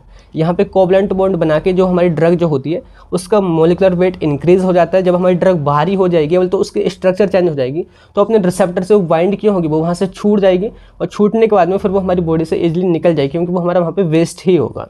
And इसके अलावा ये जो हमारी ड्रग वो हाइड्रोफिलिक हो जाएगी। जो पहले हमारी ड्रग लाइपोफिलिक थी, लिपिड में सोल्यूबल थी, अब वो वाटर में ज़्यादा सोल्यूबल हो जाएगी। इसके अलावा ड्रग हमारी आयोनाइज्ड हो जाएगी, उस पर पॉजिटिव या नेगेटिव चार्ज आ जाएगा and drug become inactive. And last में क्या होगा, हमारी ड्रग जो है वो इनएक्टिव हो जाएगी। और वही तो हमने करना था। तो ये है हमारा फेज 2 रिएक्शन। तो इसमें जो हमारी कई सारी रिएक्शन होती हैं जैसे कि एसिटाइलेशन है, मेथाइलेशन है, सल्फेट कंजुगेशन है, ग्लाइसिन कंजुगेशन है एंड ग्लूक्यूरोनिक एसिड कंजुगेशन है एंड ग्लूटाथियोन कंजुगेशन है। तो यहाँ पे ये जो है हमारा मेटाबॉलिज्म है और उसके पाथवे वाले तो 2 फेजेस हैं जो अभी हमने देख लिए हैं, आपको क्लियर हो गया होगा। अब बात करते हैं कि जो हमारा मेटाबॉलिज्म जो होता है ड्रग का वो किन किन फैक्टर पे डिपेंड करता है, बोले तो कौन कौन सी चीज़ें उसको अफेक्ट करती हैं। तो यहाँ पे देखिए सबसे पहले जो फैक्टर है देखिए वो है एंजाइम इंडक्शन। एंजाइम इंडक्शन का मतलब है यानी कि जो भी एंजाइम इन्वॉल्वड है मेटाबॉलिज्म में, जैसे कि मैंने आपको बता दिया था कि साइटोक्रोम P450 जो एंजाइम्स होते हैं वो इन्वॉल्व होते हैं मेटाबॉलिज्म जो कि लिवर में होते हैं। तो अगर उनकी एक्टिविटी बढ़ जाती है तो उसी को हम बोलते हैं एंजाइम इंडक्शन। मतलब एक्टिविटी बढ़ जाएगी तो मेटाबॉलिज्म फास्ट होगा। तो एक्टिविटी क्यों बढ़ती है, तो कुछ जो ड्रग होती हैं, एग्जाम्पल इसके लिखा हुआ है कि सम ड्रग्स लाइक फेनोबार्बिटोन है, रिफाम्पिसिन है, तो वो हमारे जो एंजाइम्स होते हैं उनकी एक्टिविटी को इंक्रीज़ कर देती हैं। हर एक ड्रग इंक्रीज़ नहीं करती, तो वो जो ड्रग है अगर हम इनको ले लेते हैं तो जहाँ पे मेटाबॉलिज्म फास्ट होता है तो इसकी वजह से ये एक फैक्टर बन चुका है यहाँ पे, यानी कि एंजाइम इंडक्शन की वजह से मेटाबॉलिज्म फास्ट हो जाता है, ये अफेक्ट होता है। ठीक है। सेकंड जो है जस्ट अपोजिट है कि यहाँ पे एंजाइम इनहिबिशन की कुछ ऐसे ड्रग होती हैं अगर हम उनको ले लेते हैं तो वो हमारे जो एंजाइम्स होते हैं जो मेटाबॉलिज्म में इन्वॉल्वड है उनकी एक्टिविटी को डिक्रीज़ कर देती है और उसकी वजह से मेटाबॉलिज्म भी डिक्रीज़ हो जाता है। तो लिखा है कि सम ड्रग लाइक ओमेप्राजोल है, सिमेटिडीन है, तो ये जो है क्या करती हैं, जो मेटाबॉलिज्म उसको डिक्रीज़ कर देती हैं। ठीक है। तो ये जो फैक्टर आपको क्लियर हो गई, ये हमारे एंजाइम्स पर बेस्ड होते हैं। एंड थर्ड वन है कि एज। देखिए एज, देखिए जो बच्चे हैं, ये जो बहुत बूढ़े लोग हैं तो उनमें मेटाबॉलिज्म अच्छी तरीके से नहीं होगा, लेकिन जो हमारे अडल्ट जो होते हैं 20 से 55 साल या 50 साल तक के जो भी होते हैं उनमें जो मेटाबॉलिज्म फास्ट होगा। तो सिंपली वही लिखा है कि metabolism affected by age because metabolism properly occurs in adult in comparison to childrens and elder people. तो यहाँ पे आपको एक फैक्टर यहाँ पे मिल चुका है। नेक्स्ट है जेंडर यानी कि सेक्स, ये मेल में होगा फास्ट या फीमेल में होगा। तो ज़्यादातर जो मेटाबॉलिज्म जो फास्ट होता है वो फीमेल की बजाय मेल्स के अंदर होता है। तो सिंपली वही लिखा है कि metabolism fastly occurs in male in comparison to female.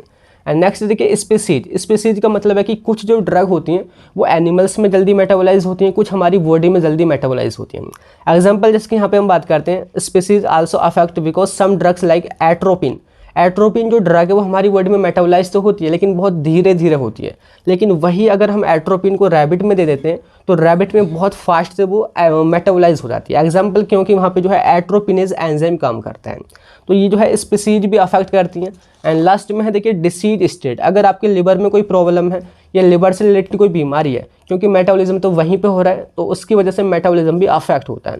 तो सिंपली लिखा है कि some disease like liver failure, liver inflammation जिसको हम जॉन्डिस बोलते हैं, ये हमारे मेटाबॉलिज्म को अफेक्ट करते हैं। इसके अलावा जो कंजेस्टिव हार्ट फेलियर जो होता है तो उसकी वजह से भी हमारा जो मेटाबॉलिज्म वो अफेक्टेड हो जाता है, बिकॉज जो CHF होता है उसी की वजह से जो है लिवर में ब्लड का फ्लो भी कम हो जाता है।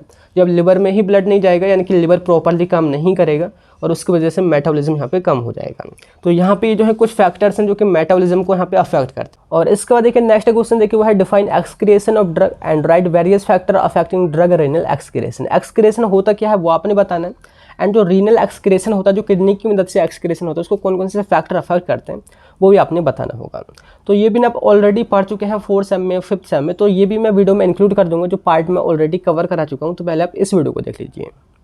तो एक्सक्रिएशन का क्या मतलब है उससे पहले देखिए थोड़ा सा हमने ये समझना है कि अभी जो हमारी ड्रग वो पहुंची कहाँ तक है। तो सिंपली देखिए हम जो स्टार्टिंग से बात करें तो हम देखिए माउथ के थ्रू मेडिसिन लेते हैं, वो हमारी स्टोमक और इंटेस्टाइन से होती हुई वो हमारे ब्लड में पहुंचती है। इसी को हम बोलते हैं एब्जॉर्प्शन, जो हमारे फर्स्ट स्टेप में हो चुका है। सेकंड स्टेप में जो ड्रग हमारे ब्लड में पहुंची है वहाँ से वो अपने रिसेप्टर तक जाएगी और रिसेप्टर पे वो बाइंड हो जाएगी। तो जो डिस्ट्रीब्यूशन की जो प्रोसेस है उसको हम मतलब जो सेकंड स्टेप के अंदर आता है इसको हम वितरण भी बोलते हैं। तो जब वो अपने रिसेप्टर तक पहुंच जाएगी तो वहाँ पे बाइंड होने के बाद में अपना एक्शन दिखाएगी जो कि 4-5 घंटे या 5-6 घंटे अपना असर दिखा देगी। तो ये 2 स्टेप हम पिछली वीडियो में कवर कर चुके हैं। अभी जो हमने लास्ट की जो स्टेप देखी वो था मेटाबॉलिज्म, मतलब 5-6 घंटे जब वो असर दिखा लेगी तो उस जो ड्रग है उसके स्ट्रक्चर में हम चेंज करेंगे या तो उसको हम ब्रेक डाउन करेंगे, एंड ब्रेक डाउन होने के बाद में जब वो इनएक्टिव हो जाएगी, अब वो किसी भी काम की नहीं है तो बॉडी से उसको बाहर निकालना होता है, और उसी को बाहर निकालने की जो प्रोसेस होती है जो हमारी ड्रग इनएक्टिव है वही हमारा एक्सक्रिएशन कहलाता है। तो सिंपली यहाँ पे एक्सक्रिएशन का मतलब यानी कि एलिमिनेशन या बोले तो means removal of drug from body, हमारी बॉडी से ड्रग का बाहर निकालना ही वो हमारा एक्सक्रिएशन कहलाता है। तो excretion is the process of removal of drug और metabolite from body to external environment by renal और नॉन रीनल रूट, मतलब किडनी के द्वारा या फीकस के द्वारा, स्वेट के द्वारा, मतलब पसीनों के द्वारा किसी भी तरीके से हमारी ड्रग का बॉडी से बाहर निकलना ही हमारा एक्सक्रिएशन कहलाता है। तो बहुत ही सिंपल है समझने के लिए। तो यहाँ पे देखिए 2 तरीके के रूट्स होते हैं एक्सक्रिएट करने के लिए ड्रग को। एक होता है रीनल एक्सक्रिएशन। रीनल जो वर्ड है वो किडनीज के लिए यूज़ होता है कि अगर जो हमारी ड्रग वो यूरिन के थ्रू निकल रही है, किडनी के थ्रू निकल रही है, तो उसको हम बोलते हैं रीनल एक्सक्रिएशन। तो 80% जो ड्रग होती हैं वो रीनल के द्वारा ही या तो किडनी के द्वारा ही बाहर निकाली जाती हैं, है ना। एंड ये जो हमारी ड्रग जो रीनल के थ्रू निकलती हैं, किडनी के थ्रू निकलती हैं, वो मोस्टली हाइड्रोफिलिक ड्रग ही निकलती हैं। सेकंड हमारा नॉन रीनल एक्सक्रिएशन, यानी कि जो हमारी किडनी है उसके अलावा अगर कोई दूसरा रूट है, लाइक यहाँ पे लिखे हुए हैं जैसे कि बिलियरी या तो फीकस के थ्रू, जो फीकस होता है अगर उसके थ्रू हमारी ड्रग निकलती है बाहर तो हमारा बिलियरी एक्सक्रिएशन कहा जाता है। इसके अलावा पल्मोनरी एक्सक्रिएशन यानी कि लंग्स के थ्रू भी हमारी मेडिसिन निकलती हैं। सलाइवरी एक्सक्रिएशन यानी कि सलाइवा के थ्रू भी मेडिसिन निकलती है। स्किन एक्सक्रिएशन यानी कि जो पसीना होता है, स्वेट जो होता है, उसके थ्रू भी मेडिसिन निकलती है। लास्ट में मेमोरी एक्सक्रिएशन, मेमोरी बोले तो यहाँ पे मिल्क के थ्रू भी हमारी ड्रग निकलती है। तो ये जो है किडनीज के अलावा अदर दूसरे रूट्स हैं तो उनको हम बोलते हैं नॉन रीनल एक्सक्रिएशन। तो ये जो है 2 तरीके हैं, बोलते 2 रूट्स होते हैं मेडिसिन को एक्सक्रिएट करने के। और इसके बाद देखिए हम बात करते हैं लास्ट में फैक्टर अफेक्टिंग एक्सक्रिएशन। एक्सक्रिएशन को कौन कौन से फैक्टर अफेक्ट करते हैं। तो यहाँ पर सबसे पहला देखिए वो है फिजियोलॉजिकल प्रॉपर्टीज ऑफ ड्रग, यानी कि कौन कौन सी ड्रग की प्रॉपर्टीज हैं जो एक्सक्रिएशन को अफेक्ट करेंगे। तो सबसे पहला मोलिकुलर वेट, कि हमारी जो ड्रग है उसका जो मोलिकुलर वेट है वो कम से कम होना चाहिए, वो जितनी हल्की से हल्की होगी वो उतनी ही जल्दी एक्सक्रिएट होगी। तो सिंपल ये कॉन्सेप्ट है। और इसके बाद देखिए जो सेकंड जो पॉइंट है देखिए वो है लिपिड सोलिबिलिटी, यानी कि जो हमारी ड्रग है वो लिपिड में सोल्यूबल होनी चाहिए, वाटर में सोल्यूबल होनी चाहिए एक्सक्रिएशन के टाइम पे। तो जैसे कि हमने एब्जॉर्प्शन के टाइम पे देखा था पिछली वीडियो में कि जो हमारी ड्रग जब एब्जॉर्ब होनी होती है तो वहाँ पे वो लिपिड में जितनी भी ज़्यादा सोल्यूबल होगी उतना ही अच्छा एब्जॉर्प्शन होगा, क्योंकि वो सेल मेम्ब्रेन को क्रॉस करके बॉडी में एंटर करती है, तो ब्लड में एंटर करती है। लेकिन यहाँ पे बॉडी से बाहर निकल रही है, जैसे कि जो हमारे यूरिन होता है वो वाटर ही होता है, तो वहाँ पे जो हमारे ड्रग है वो लिपिड में नहीं बल्कि वाटर में ज़्यादा सोल्यूबल होनी चाहिए। तो सिंपली लिखा है कि अगर लिपिड में सोल्युबिलिटी कम हो जाती है तो हमारी जो एक्सक्रिएशन होता है ड्रग वो इंक्रीज हो जाता है। और इसके बाद देखिए नेक्स्ट पॉइंट देखिए वो है आयोनाइजेशन, यानी कि एक्सक्रिएशन के टाइम पे जो हमारी ड्रग है वो आयोनाइज्ड होनी चाहिए या अनआयोनाइज्ड होनी चाहिए। आयोनाइज्ड का मतलब है कि उसमें प्लस या नेगेटिव चार्ज होना चाहिए या वो न्यूट्रल होनी चाहिए। तो सिंपली यहाँ पे कॉन्सेप्ट है कि अगर हमारी ड्रग आयोनाइज्ड होगी, यानी कि अगर उस पर पॉजिटिव या नेगेटिव चार्ज होगा तो वो उतनी ही ज़्यादा वाटर में सोल्यूबल होगी। और अभी हमने यहाँ पे सिंपली देखा है कि जितनी भी ड्रग वाटर में ज़्यादा सोल्यूबल होगी उसका एक्सक्रिएशन उतना ही फास्ट होगा। तो कॉन्सेप्ट ये है कि जितनी आयोनाइज्ड होगी उतनी ही जल्दी वो बॉडी से एक्सक्रिएट होगी। और इसके बाद देखिए नेक्स्ट पॉइंट देखिए वो है ब्लड फ्लो टू किडनी, जिसको हम परफ्यूजन भी बोलते हैं, यानी कि हमारी किडनी को कितना ब्लड फ्लो हो रहा है या परफ्यूज हो रहा है वो भी अफेक्ट करेगा। मतलब जितना ज़्यादा ब्लड हमारी किडनी में बहेगा उतना ही फास्ट एक्सक्रिएशन होगा। मतलब high perfusion means high excretion. तो ये भी क्लियर हो गया। नेक्स्ट देखिए वो है पीएच, कि हमारी ड्रग का जो पीएच वो एसिडिक होना चाहिए, बेसिक होना चाहिए। तो यहाँ पे देखिए जो यूरिन जो होता है वो एसिडिक ही होता है। आपने देखिए अभी हमने आपको बताया था कि मैक्सिमम जो ड्रग वो हमारी किडनी के थ्रू ही निकलती है, तो जितनी ज़्यादा ड्रग एसिडिक होगी वो उतनी ही जल्दी एक्सक्रिएट होगी। नेक्स्ट देखिए वो है एज। देखिए एज ऐसा अफेक्ट करती है, जैसे बच्चों में जो है एक्सक्रिएशन इतना फास्ट नहीं होता है, ना ही एल्डर जो पीपल्स होते हैं उनमें इतना जल्दी एक्सक्रिएशन होता है। जो एडल्ट पीपल जो होते हैं जिनकी एज 20 से 50 साल तक होती है उनमें वेस्ट एक्सक्रिएशन होता है, तो ये भी जो है अफेक्ट करता है। एंड लास्ट में है वो है डिसीज स्टेट, कि अगर किडनी में कोई डिसीज वगैरह है, लाइक डायबिटीज़ है या बोले तो किडनी फेलियर वगैरह है, हाइपरटेंशन वगैरह है, तो एक्सक्रिएशन जो है वो अफेक्ट हो सकता है। और इसके बाद देखिए बात करते हैं, अभी जो है ना हमने 2 क्वेश्चन यहाँ पे कवर कर लिए हैं यूनिट सेकंड से। तीसरा जो क्वेश्चन देखिए वो है define the term clearance, total body clearance and renal clearance. तो इनको हम बारी बारी से यहाँ पे समझते हैं। तो यहाँ पे क्वेश्चन वही लिखा हुआ है, तो यहाँ पे देखिए वही जो है क्लियरेंस लिखा हुआ है, तो सिंपली समझते हैं। लिखा है कि clearance is a parameter which describe the excretion of drug, मतलब हमारी बॉडी से कितनी ड्रग एक्सक्रिएट हो रही है, तो उसको डिस्क्राइब करने के लिए, उसको मेजर करने के लिए पैरामीटर यूज़ किया जाता है, उसको हम क्लियरेंस बोलते हैं। इसकी लंबाई को नापने के लिए हम किलोमीटर का यूज़ करते हैं, ऐसे ही और बहुत सारे हमारे पैरामीटर हैं। तो सेम इसी तरीके से क्लियरेंस का यूज़ हम एक्सक्रिएशन को मेजर करने के लिए करते हैं। अभी क्लियरेंस होता क्या है? क्लियरेंस कहने का मतलब है कि 1 मिनट में या तो 1 यूनिट टाइम में हमारी बॉडी से ड्रग की कितनी कंसंट्रेशन बाहर निकल रही है, वही क्लियरेंस कहा जाता है। सपोज करो कि 1 मिनट में हमारी बॉडी से 10 mg जो ड्रग है वो बाहर निकल जा रही है, तो वही जो है ना उसका ड्रग का क्लियरेंस कहा जाएगा। तो यहाँ पे सिंपली लिखा है कि clearance is the volume of fluid containing drug, मतलब एक फ्लूइड जो ड्रग को कंटेन कर रहा है is removed from the body, वो रिमूव कर दी जाता है पर यूनिट टाइम, तो इन यूनिट टाइम, मतलब 1 यूनिट टाइम में तो 1 मिनट में कितना फ्लूइड हमारी बॉडी से बाहर निकल जा रहा है जिसके अंदर ड्रग हमारी डिजोल्व है, वही हमारा कहलाता है क्लियरेंस। तो उस यहाँ पे सिंपली है कि CL equals to elimination rate, मतलब किस रेट से ड्रग निकल रही है, अपॉन प्लाज्मा ड्रग कंसंट्रेशन, कि हमारी ड्रग प्लाज्मा में या बोले तो ब्लड में कितनी है, तो ये है आपका क्लियरेंस। और इसका बाद देखिए सेकंड जो पॉइंट है देखिए वो है total body clearance. Total body यानी कि पूरी बॉडी से कितना क्लियरेंस हो रहा है, अगर उसको हम पूरे के जोड़ दें, जिसके भी आपने कई मेथड देखे थे एक्सक्रेशन के, जैसे कि हम लंग्स के थ्रू भी एक्सक्रेशन हो रहा था, सलाइवे के थ्रू भी, स्वेट के थ्रू भी, तो अगर हम टोटल क्लियरेंस को अगर हम जोड़ दें तो जो सम होगा ना वही कहा जाएगा टोटल बॉडी क्लियरेंस। तो लिखा है कि टोटल बॉडी क्लियरेंस यानी कि जिसको हम सिस्टमिक क्लियरेंस भी बोलते हैं, is the sum of all individual organ clearance, जैसे CLT, T for total, CL for clearance. तो CLT equals to CLR plus CLH plus CL other, यहाँ पे R मतलब रीनल क्लियरेंस, मतलब किडनी के थ्रू, H फॉर हेपेटिक यानी कि liver के थ्रू, अदर बोले तो यानी कि सलाइवे के थ्रू, लंग्स के थ्रू या स्वेट ग्लैंड वगैरह उनके थ्रू। तो यहाँ पे इस तरीके से जो क्लियरेंस हो रहा है ना टोटल हमारा यहाँ पे ऐड हो जाता है। बात करते हैं यहाँ पे नेक्स्ट हमारा वो है रीनल क्लियरेंस। रीनल जो वर्ड इंडिकेट कर रहा है ना वो किडनी को इंडिकेट करता है, यानी कि अगर हमारी किडनी की बात करें कि पर मिनट में कितनी ड्रग हमारी बॉडी से निकल रही है किडनी की मदद से, तो वही कहा जाएगा रीनल क्लियरेंस। तो simply definition renal clearance is defined as the volume of plasma from which drug is cleared in a unit time through kidney, that is called renal clearance. यहाँ पे डेफिनेशन के साथ साथ आपने यहाँ पे लिखना होगा फॉर्मूला, तो सिंपली आपने लिखना होगा CLR equals to rate of urinary excretion, मतलब कितने रेट से यूरिन बाहर निकल रहा है, अपन प्लाज्मा ड्रग कंसंट्रेशन, हमारे ब्लड में ड्रग की कितनी कंसंट्रेशन बची है, तो ये हमारा रीनल क्लियरेंस कहा जाएगा। और इसके बाद देखिए नेक्स्ट पॉइंट हमारा देखिए वो है what are the non renal routes of drug excretion of drug, मतलब हमारी बॉडी से जो ड्रग निकलती है किडनी के अलावा कौन कौन से अदर रूट से निकलती है वो आपने बताने होंगे। तो जैसे कि भी आपने पढ़ा ही होगा, तो नॉन रीनल कहने का मतलब है excretion of drug other than kidney. तो यहाँ पे कई सारे मेथड्स अभी आपने देखे भी होंगे, जैसे कि विलियरी एक्सक्रेशन यानी कि फीकस के थ्रू, स्टूल के थ्रू बाहर निकलती है ड्रग, पल्मोनरी यानी कि लंग्स के थ्रू, गैस के थ्रू बाहर निकलती है ड्रग, सलाइवरी एक्सक्रेशन सलाइवा के थ्रू निकलती है, स्किन एक्सक्रेशन यानी कि वाइस स्वेट पसीने की मदद से भी ड्रग बाहर निकलती है, मेमोरी एक्सक्रेशन की मिल्क के थ्रू भी बाहर निकलती है। तो ये सारे जो है हमारे non renal routes of excretion है। बात करते हैं यहाँ पे नेक्स्ट क्वेश्चन हमारा देखिए वो काफ़ी इंपॉर्टेंट हो जाएगा, वो है define bio availability and bio equivalence. तो यहाँ पे देखिए अगर हम सिलेबस की बात करें तो हमारी यूनिट सेकंड चल रही है, जिसमें जो चैप्टर है वो है bio availability and bio equivalence. तो ये पूरा चैप्टर है ना, तो इसको समझने के लिए ना अपने इसी कॉन्सेप्ट को क्लियर करना पड़ेगा कि क्या है बायो अवेलेबिलिटी एंड क्या है बायो इक्विवेलेंस। तो समझते हैं सिंपली इसको। तो पहले हम बात करते हैं बायो अवेलेबिलिटी के बारे में। तो देखिए वर्ड को हम ब्रेक करते हैं, बायो प्लस अवेलेबिलिटी। बायो का मतलब होता है जीव यानी कि विद इन द बॉडी, और मोस्टली हम यहाँ पे बात कर रहे हैं विद इन द ब्लड, या बोले तो with in the blood vessel. तो बायो का मतलब with in the blood, and availability यानी कि बीइंग अवेलेबल, मतलब अवेलेबल होना, मतलब हमारी जो ड्रग है वो ब्लड में कितनी अवेलेबल है, तो कितनी एक्चुअली में ब्लड में पहुंचती है, अगर हम उसी को बोलें तो वही कहा जाएगा बायो अवेलेबिलिटी। सिंपली एग्जाम्पल से समझाता हूँ कि सपोज करो आपने पैरास्टामोल की 500 mg ली, तो 500 की 500 जो पूरी mg है वो हमारे ब्लड में तो नहीं पहुंचती, या बोले तो पूरी तरीके से वो एब्जॉर्ब तो नहीं होती। कुछ जो अमाउंट है सपोज 50 mg या 100 mg, वो या तो लिवर के द्वारा फर्स्ट पास मेटाबॉलिज्म में निकाल दिया जाता है, या किसी और रीजन से वो रोक दिया जाता है, तो वो हमारा एक्चुअली में ब्लड में जो पहुंचता है केवल यहाँ पे 400 mg ही पहुंच रही है। तो the amount of drug that reach actually in the blood is called the bioavailability. मतलब एक्चुअली में कितनी हमारी ड्रग की कंसंट्रेशन ब्लड में पहुंच रही है वही हमारी बायो अवेलेबिलिटी कही जाएगी। क्लियर हो गया? बहुत सी बुक्स में इसकी अजीब अजीब सी डेफिनेशन है, तो सिंपली आप इतना ही ध्यान रखो।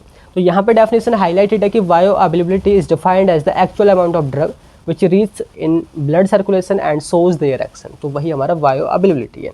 यहाँ पे एग्जांपल वही है कि अगर हम 500 mg पैरास्टामोल को लेते हैं, अगर एक्चुअली में 400 mg ही वो ब्लड में पहुंच रही है, तो 400 mg ही एक्शन दिखाएगी, ना कि 500 mg। तो जो एक्चुअली में जो वहाँ पे एक्शन दिखा रही है वही हमारी बायो अवेलेबिलिटी कही जाएगी। ठीक है। सेकंड जो टर्म देखिए वो है बायो इक्विवेलेंस। बायो का मतलब वही विद इन द बॉडी, या बोले तो विद इन द ब्लड, या बोले तो simply bio availability plus equivalence यानी कि इक्वल यानी कि बराबर बराबर। तो यहाँ पे ये जो है ना एक टर्म है जो कि यूज़ की जाती है उन दो दवाइयों के लिए जिनकी बायो अवेलेबिलिटी भी सेम होती है और उनका एक्शन भी सेम होता है, तो वहाँ पे उनको हम बोलते हैं बायो इक्विवेलेंट। तो क्लियर हो गया? सपोज करो कि यहाँ पे हमारी एक पैरासीटामोल की टैबलेट है जो कि हमारी डोलो कंपनी की है, एक हमारी पैरासीटामोल की टैबलेट है जो हमारी जेनेरिक मेडिसिन है, मतलब किसी भी कंपनी ने नहीं बनाई है। अगर हम उनकी दोनों की बायो अवेलेबिलिटी को कंपेयर करें और उनके एक्शन को कंपेयर करें तो वो सेम निकलते हैं, तो उनको हम बोल सकते हैं बायो इक्विवेलेंट। क्लियर हो गया? तो सिंपली यहाँ पे वही है कि bio equivalence is the term used in the pharmacokinetic to define the property of two doses form with similar bioavailability and same effect in the body। I hope ये जो कॉन्सेप्ट आपको क्लियर हो गया होगा। और इसके बाद देखिए नेक्स्ट क्वेश्चन आपका वो है define absolute and relative bio availability. कई बार उन दोनों में डिफरेंस पूछ लेता है, तो समझते हैं यहाँ पे एब्सोल्यूट का मतलब क्या है। देखिए एब्सोल्यूट का मतलब होता है परफेक्ट, या बोले तो रियल, यानी कि एक्चुअली में वही है रियल बायो अवेलेबिलिटी। यानी कि रिलेटिव बायो अवेलेबिलिटी यानी कि जिसमें हम किसी दूसरे से रिलेट करेंगे, कंपेयर करेंगे किसी दूसरी चीज़ से। तो समझते हैं यहाँ पे तो एब्सोल्यूट बायो अवेलेबिलिटी। देखिए अगर हम बात करें कि एक्चुअली में बायो अवेलेबिलिटी किसकी सबसे ज़्यादा हाई होती है, तो आपका एक जवाब होगा, वो होगा हमारा आईवी, जो हमारे इंजेक्शंस होते हैं जो डायरेक्टली वेंस में लगाए जाते हैं, वो 100% बायो अवेलेबल होते हैं। मतलब पूरी की पूरी ड्रग हमारी जब ब्लड में जा रही है वही तो कहा जाता था बायो अवेलेबिलिटी। तो हमारे जो आईवी इंजेक्शंस होते हैं वो डायरेक्टली ब्लड में ही जाते हैं, तो उनकी बायो अवेलेबिलिटी 100% होती है। तो यहाँ पे एब्सोल्यूट बायो अवेलेबिलिटी का मतलब क्या है, तो यहाँ पे क्या होता है, जो हमारे आईवी रूट से जो भी हमारी मेडिसिन दी जाती है, इंजेक्शन वगैरह लगाए जाते हैं, तो उसको यहाँ पे हम एज ए स्टैंडर्ड लेते हैं और उसी से किसी दूसरी ड्रग को, या बोले तो उसी सेम सोल्ट की ड्रग को हम कंपेयर करते हैं। एग्जाम्पल से समझो कि यहाँ पे हमारी डाइक्लोफेनेक जो है एक टैबलेट के फॉर्म में मिलती है, एक इंजेक्शन के फॉर्म में मिलता है। इंजेक्शन वैसे तो आईवी में लगता नहीं है, सपोज करो आपने आईवी में वो लगाया तो उसकी बायो अवेलेबिलिटी 100% होगी, लेकिन जो आपकी टैबलेट है उसकी बायो अवेलेबिलिटी 100% नहीं होगी। तो वो कितनी बायो अवेलेबिलिटी है जो मेडिसिन हम ओरली ले रहे हैं और जो हम आईवी से ले रहे हैं, तो उसको अगर हम कंपेयर करेंगे तो उसके बाद जो बायो अवेलेबिलिटी का जो परसेंटेज आएगा वही हमारा एब्सोल्यूट बायो अवेलेबिलिटी कहा जाएगा।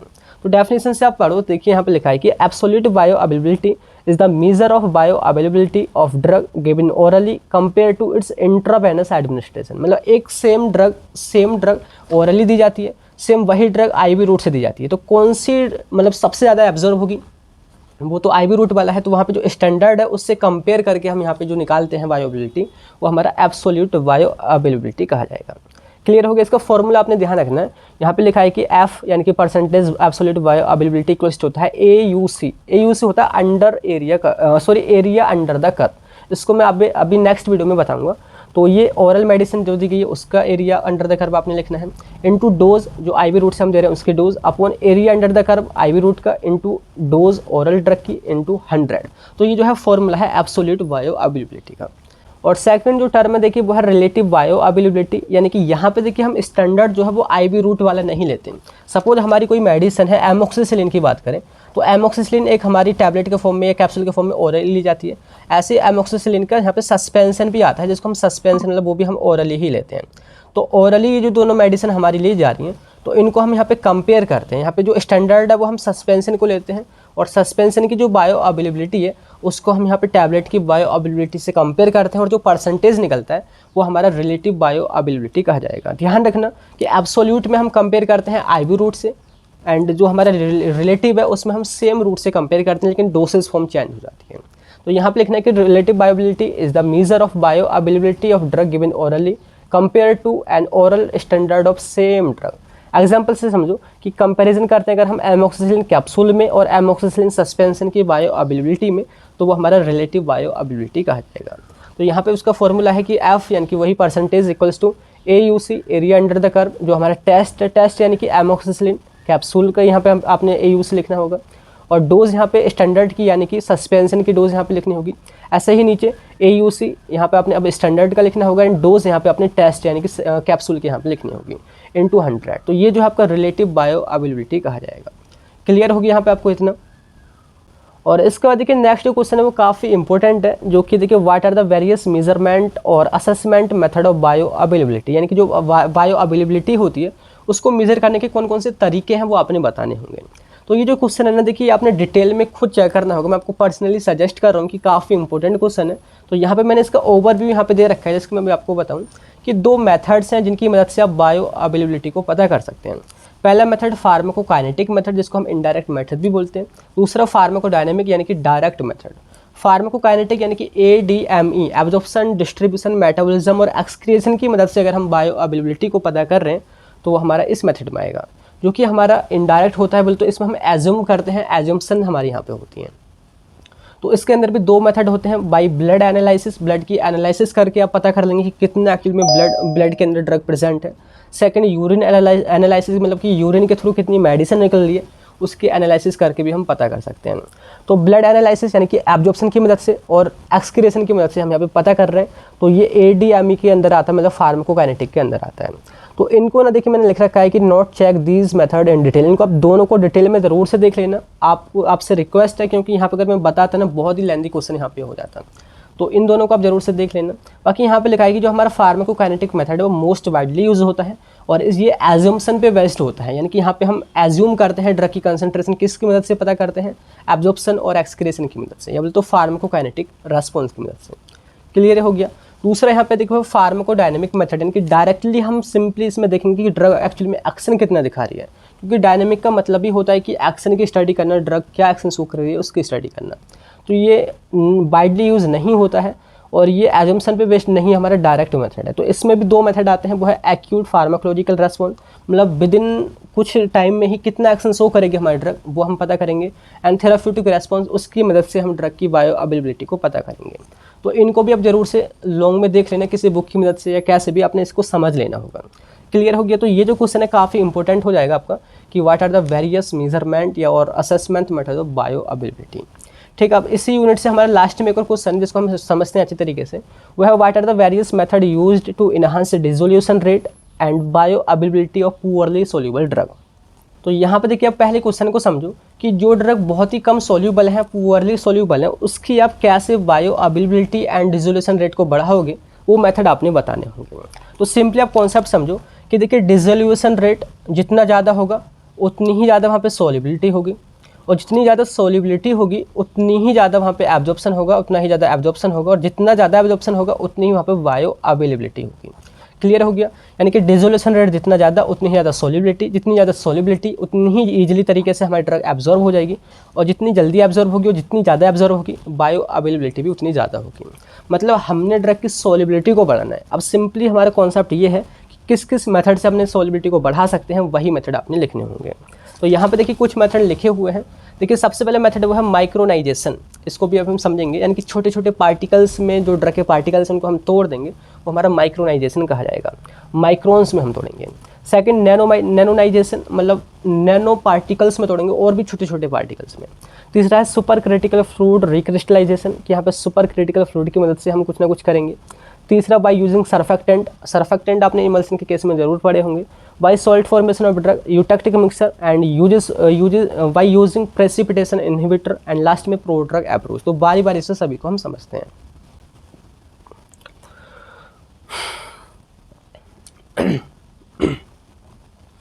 बारी बारी से सभी को हम यहाँ पे समझते हैं।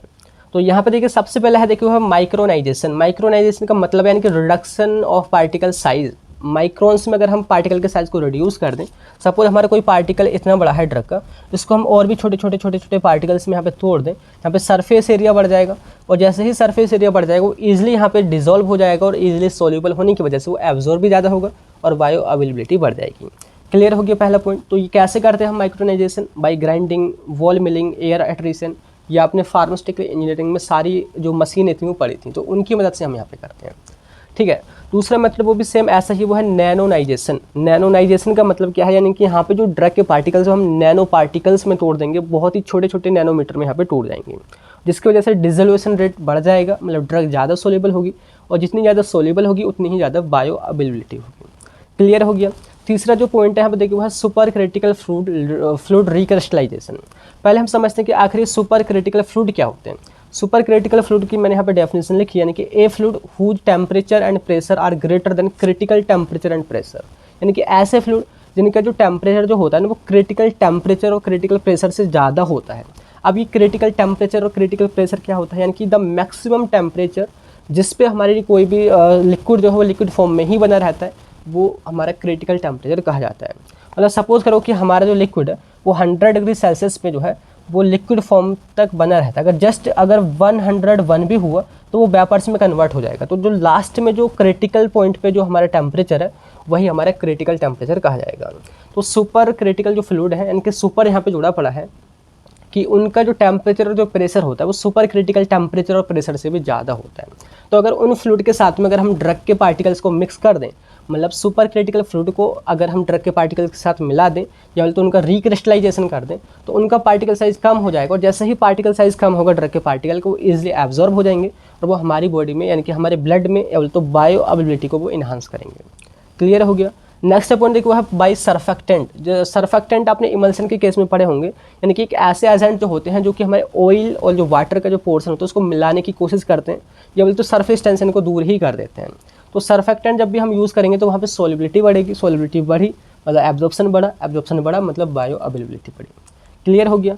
नेक्स्ट पॉइंट हमारा वो है by salt formation of drug. देखिए अक्सर आपने ड्रग के नेम के आगे जैसे कि सपोज करो कि आपने सुना होगा डाइक्लोफेनेक, वही सेम एग्जांपल, डाइक्लोफेनेक हमारा पेन किलर है, तो उसकी आप कोई भी मेडिसिन उठाना, मतलब जो ऊपर कवरिंग होती है उसको आप उठाना, तो डाइक्लोफेनेक के साइड में ना सोडियम भी जुड़ा पड़ा मिलेगा, मतलब डाइक्लोफेनेक सोडियम। तो यहाँ पे जो सोडियम जो है ना वो सिंपली अलग से एक चीज़ ऐड की गई है जो कि हमारी ड्रग को सॉल्ट बना देती है। सॉल्ट कहने का मतलब है देखिए डाइक्लोफेनेक जो है हमारा वो एसिडिक नेचर की ड्रग है। तो मोस्टली जो हमारी ड्रग होती हैं वो या तो वीक एसिड होती हैं या तो वीक बेस होती हैं। अगर वो सोल्यूबल नहीं है तो उनको सोल्यूबल करने का सिंपल तरीका होता है कि सॉल्ट बना दो, कि उस ड्रग के साथ में एक बेस जोड़ दो और उसकी वजह से क्या होगा, हमारा सॉल्ट बन जाएगा। तो सिंपली यहाँ पे डाइक्लोफेनेक नहीं लिख करके डाइक्लोफेनेक सोडियम लिखा होता है। तो लिखा है कि it is the one of the best method to enhance dissolution rate of drug is to convert them into salt form. By converting in salt form जो हमारी ड्रग है वो इजीली सॉल्युबल बन जाती है। और इसके बाद देखिए नेक्स्ट पॉइंट देखिए वो है बाई यूटेक्टिक मिक्सचर। यानी कि यूटेक्टिक मिक्सचर होते क्या हैं, देखिए आपने पढ़े होंगे फिजिकल फार्मास्यूटिक्स में, यानी कि ऐसे दो सॉलिड के मिक्सचर, इसकी सिंपली मैं आपको बताऊं कि एक सॉलिड हमारा ये है और एक सॉलिड हमारा ये है। जैसे ही हम इन दोनों को मिक्स करते हैं तो होता क्या है, इनका मेल्टिंग पॉइंट अचानक से घट जाता है और ये हमारे जो सॉलिड थे वो एकदम लिक्विड में कन्वर्ट हो जाते हैं। मतलब अगर इनको हम मिक्स नहीं करें तो ये भी सॉलिड रहेगा, ये भी सॉलिड रहेगा, लेकिन जैसे ही इनको हम मेल्ट करेंगे मिक्स करेंगे तो हमारा ये जो है लिक्विड में कन्वर्ट हो जाएगा, बोले तो मेल्टिंग पॉइंट घट जाएगा। तो क्लियर हो गया, उनको हम बोलते हैं यूटेक्टिक मिक्सचर। तो जैसे ही यूटेक्टिक मिक्सचर वहाँ पे बनता है तो वहाँ पे डिसोल्यूशन रेट इंक्रीज हो जाता है और सोलिबिलिटी भी बढ़ जाती है और हमारी ड्रग ईजिली ब्लड में पहुँच जाती है, बायो अवेलेबिलिटी बढ़ जाती है। क्लियर हो गया। नेक्स्ट पॉइंट हमारे यहाँ पे वो है यूज़ ऑफ प्रेसिपिटेशन इनहिबिटर। मतलब प्रेसिपिटेशन के जो इनहिबिटर है उनका हम यूज़ करके भी यहाँ पे सोलिबिलिटी को बढ़ा सकते हैं। अब ये इनहिबिटर वर्ड जुड़ रहा है, मतलब जो कि प्रेसिपिटेशन को रोकेगा। अब समझते हैं कि आखिर ये प्रेसिपिटेशन क्या होता है। देखिए आपने प्रेसिपिटेशन टाइट्रेशन पढ़ा होगा, मतलब जैसे कि कोई भी हमारे यहाँ पे एक लिक्विड है जिसमें सॉलिड के पार्टिकल इस तरीके से फैले हुए हैं और उसको अगर हम कुछ टाइम के लिए रख दें और वो यहाँ पे अगर वो इकट्ठा हो जाए, कुछ सॉलिड का कॉम्प्लेक्स बन जाए, तो उसी को हम बोलते हैं प्रेसिपिटेट। और जैसे ही प्रेसिपिटेट बनेगा, मतलब कुछ सॉलिड का कॉम्प्लेक्स बनेगा, तो वो ईजिली हमारे ब्लड में अब्जॉर्ब नहीं हो पाएगा। तो यहाँ पे हम कुछ ऐसे एजेंट को यूज़ करते हैं जो कि प्रेसिपिटेशन को रोक देते हैं। तो सिंपली लिखा है कि precipitation inhibitor works by inhibiting precipitation, कि हम सॉलिड के कॉम्प्लेक्स को नहीं बनने देते हैं, प्रेसिपिटेशन को रोक देते हैं और जिसकी मदद से हमारी जो ड्रग है वो ईजिली सोल्यूबल हो जाती है और ईजिली वो एब्जॉर्ब हो जाती है। क्लियर हो गया। नेक्स्ट लास्ट में हमारा पॉइंट है वो है pro drug approach. Pro drug हम बना करके भी हम इजीली तरीके से ड्रग की सोलिबिलिटी को बढ़ा सकते हैं। अभी प्रो ड्रग देखिए आपने मेडिकेम में अभी भी पढ़ी होंगी, यानी कि ऐसी ड्रग जो हमारी बॉडी के बाहर तो इनएक्टिव होती हैं लेकिन बॉडी के अंदर जाते ही वो एक्टिव फॉर्म में कन्वर्ट हो जाती हैं। तो एग्जांपल की बात करूँ कि सपोज़ हम पैरासिटामोल की हम प्रो ड्रग बनाते हैं। ये हमारी पैरासिटामोल है, इस तरीके से यहाँ पे हमारी ये हमारी मैं आपको बना देता हूँ, ये हमारी पैरासिटामोल है।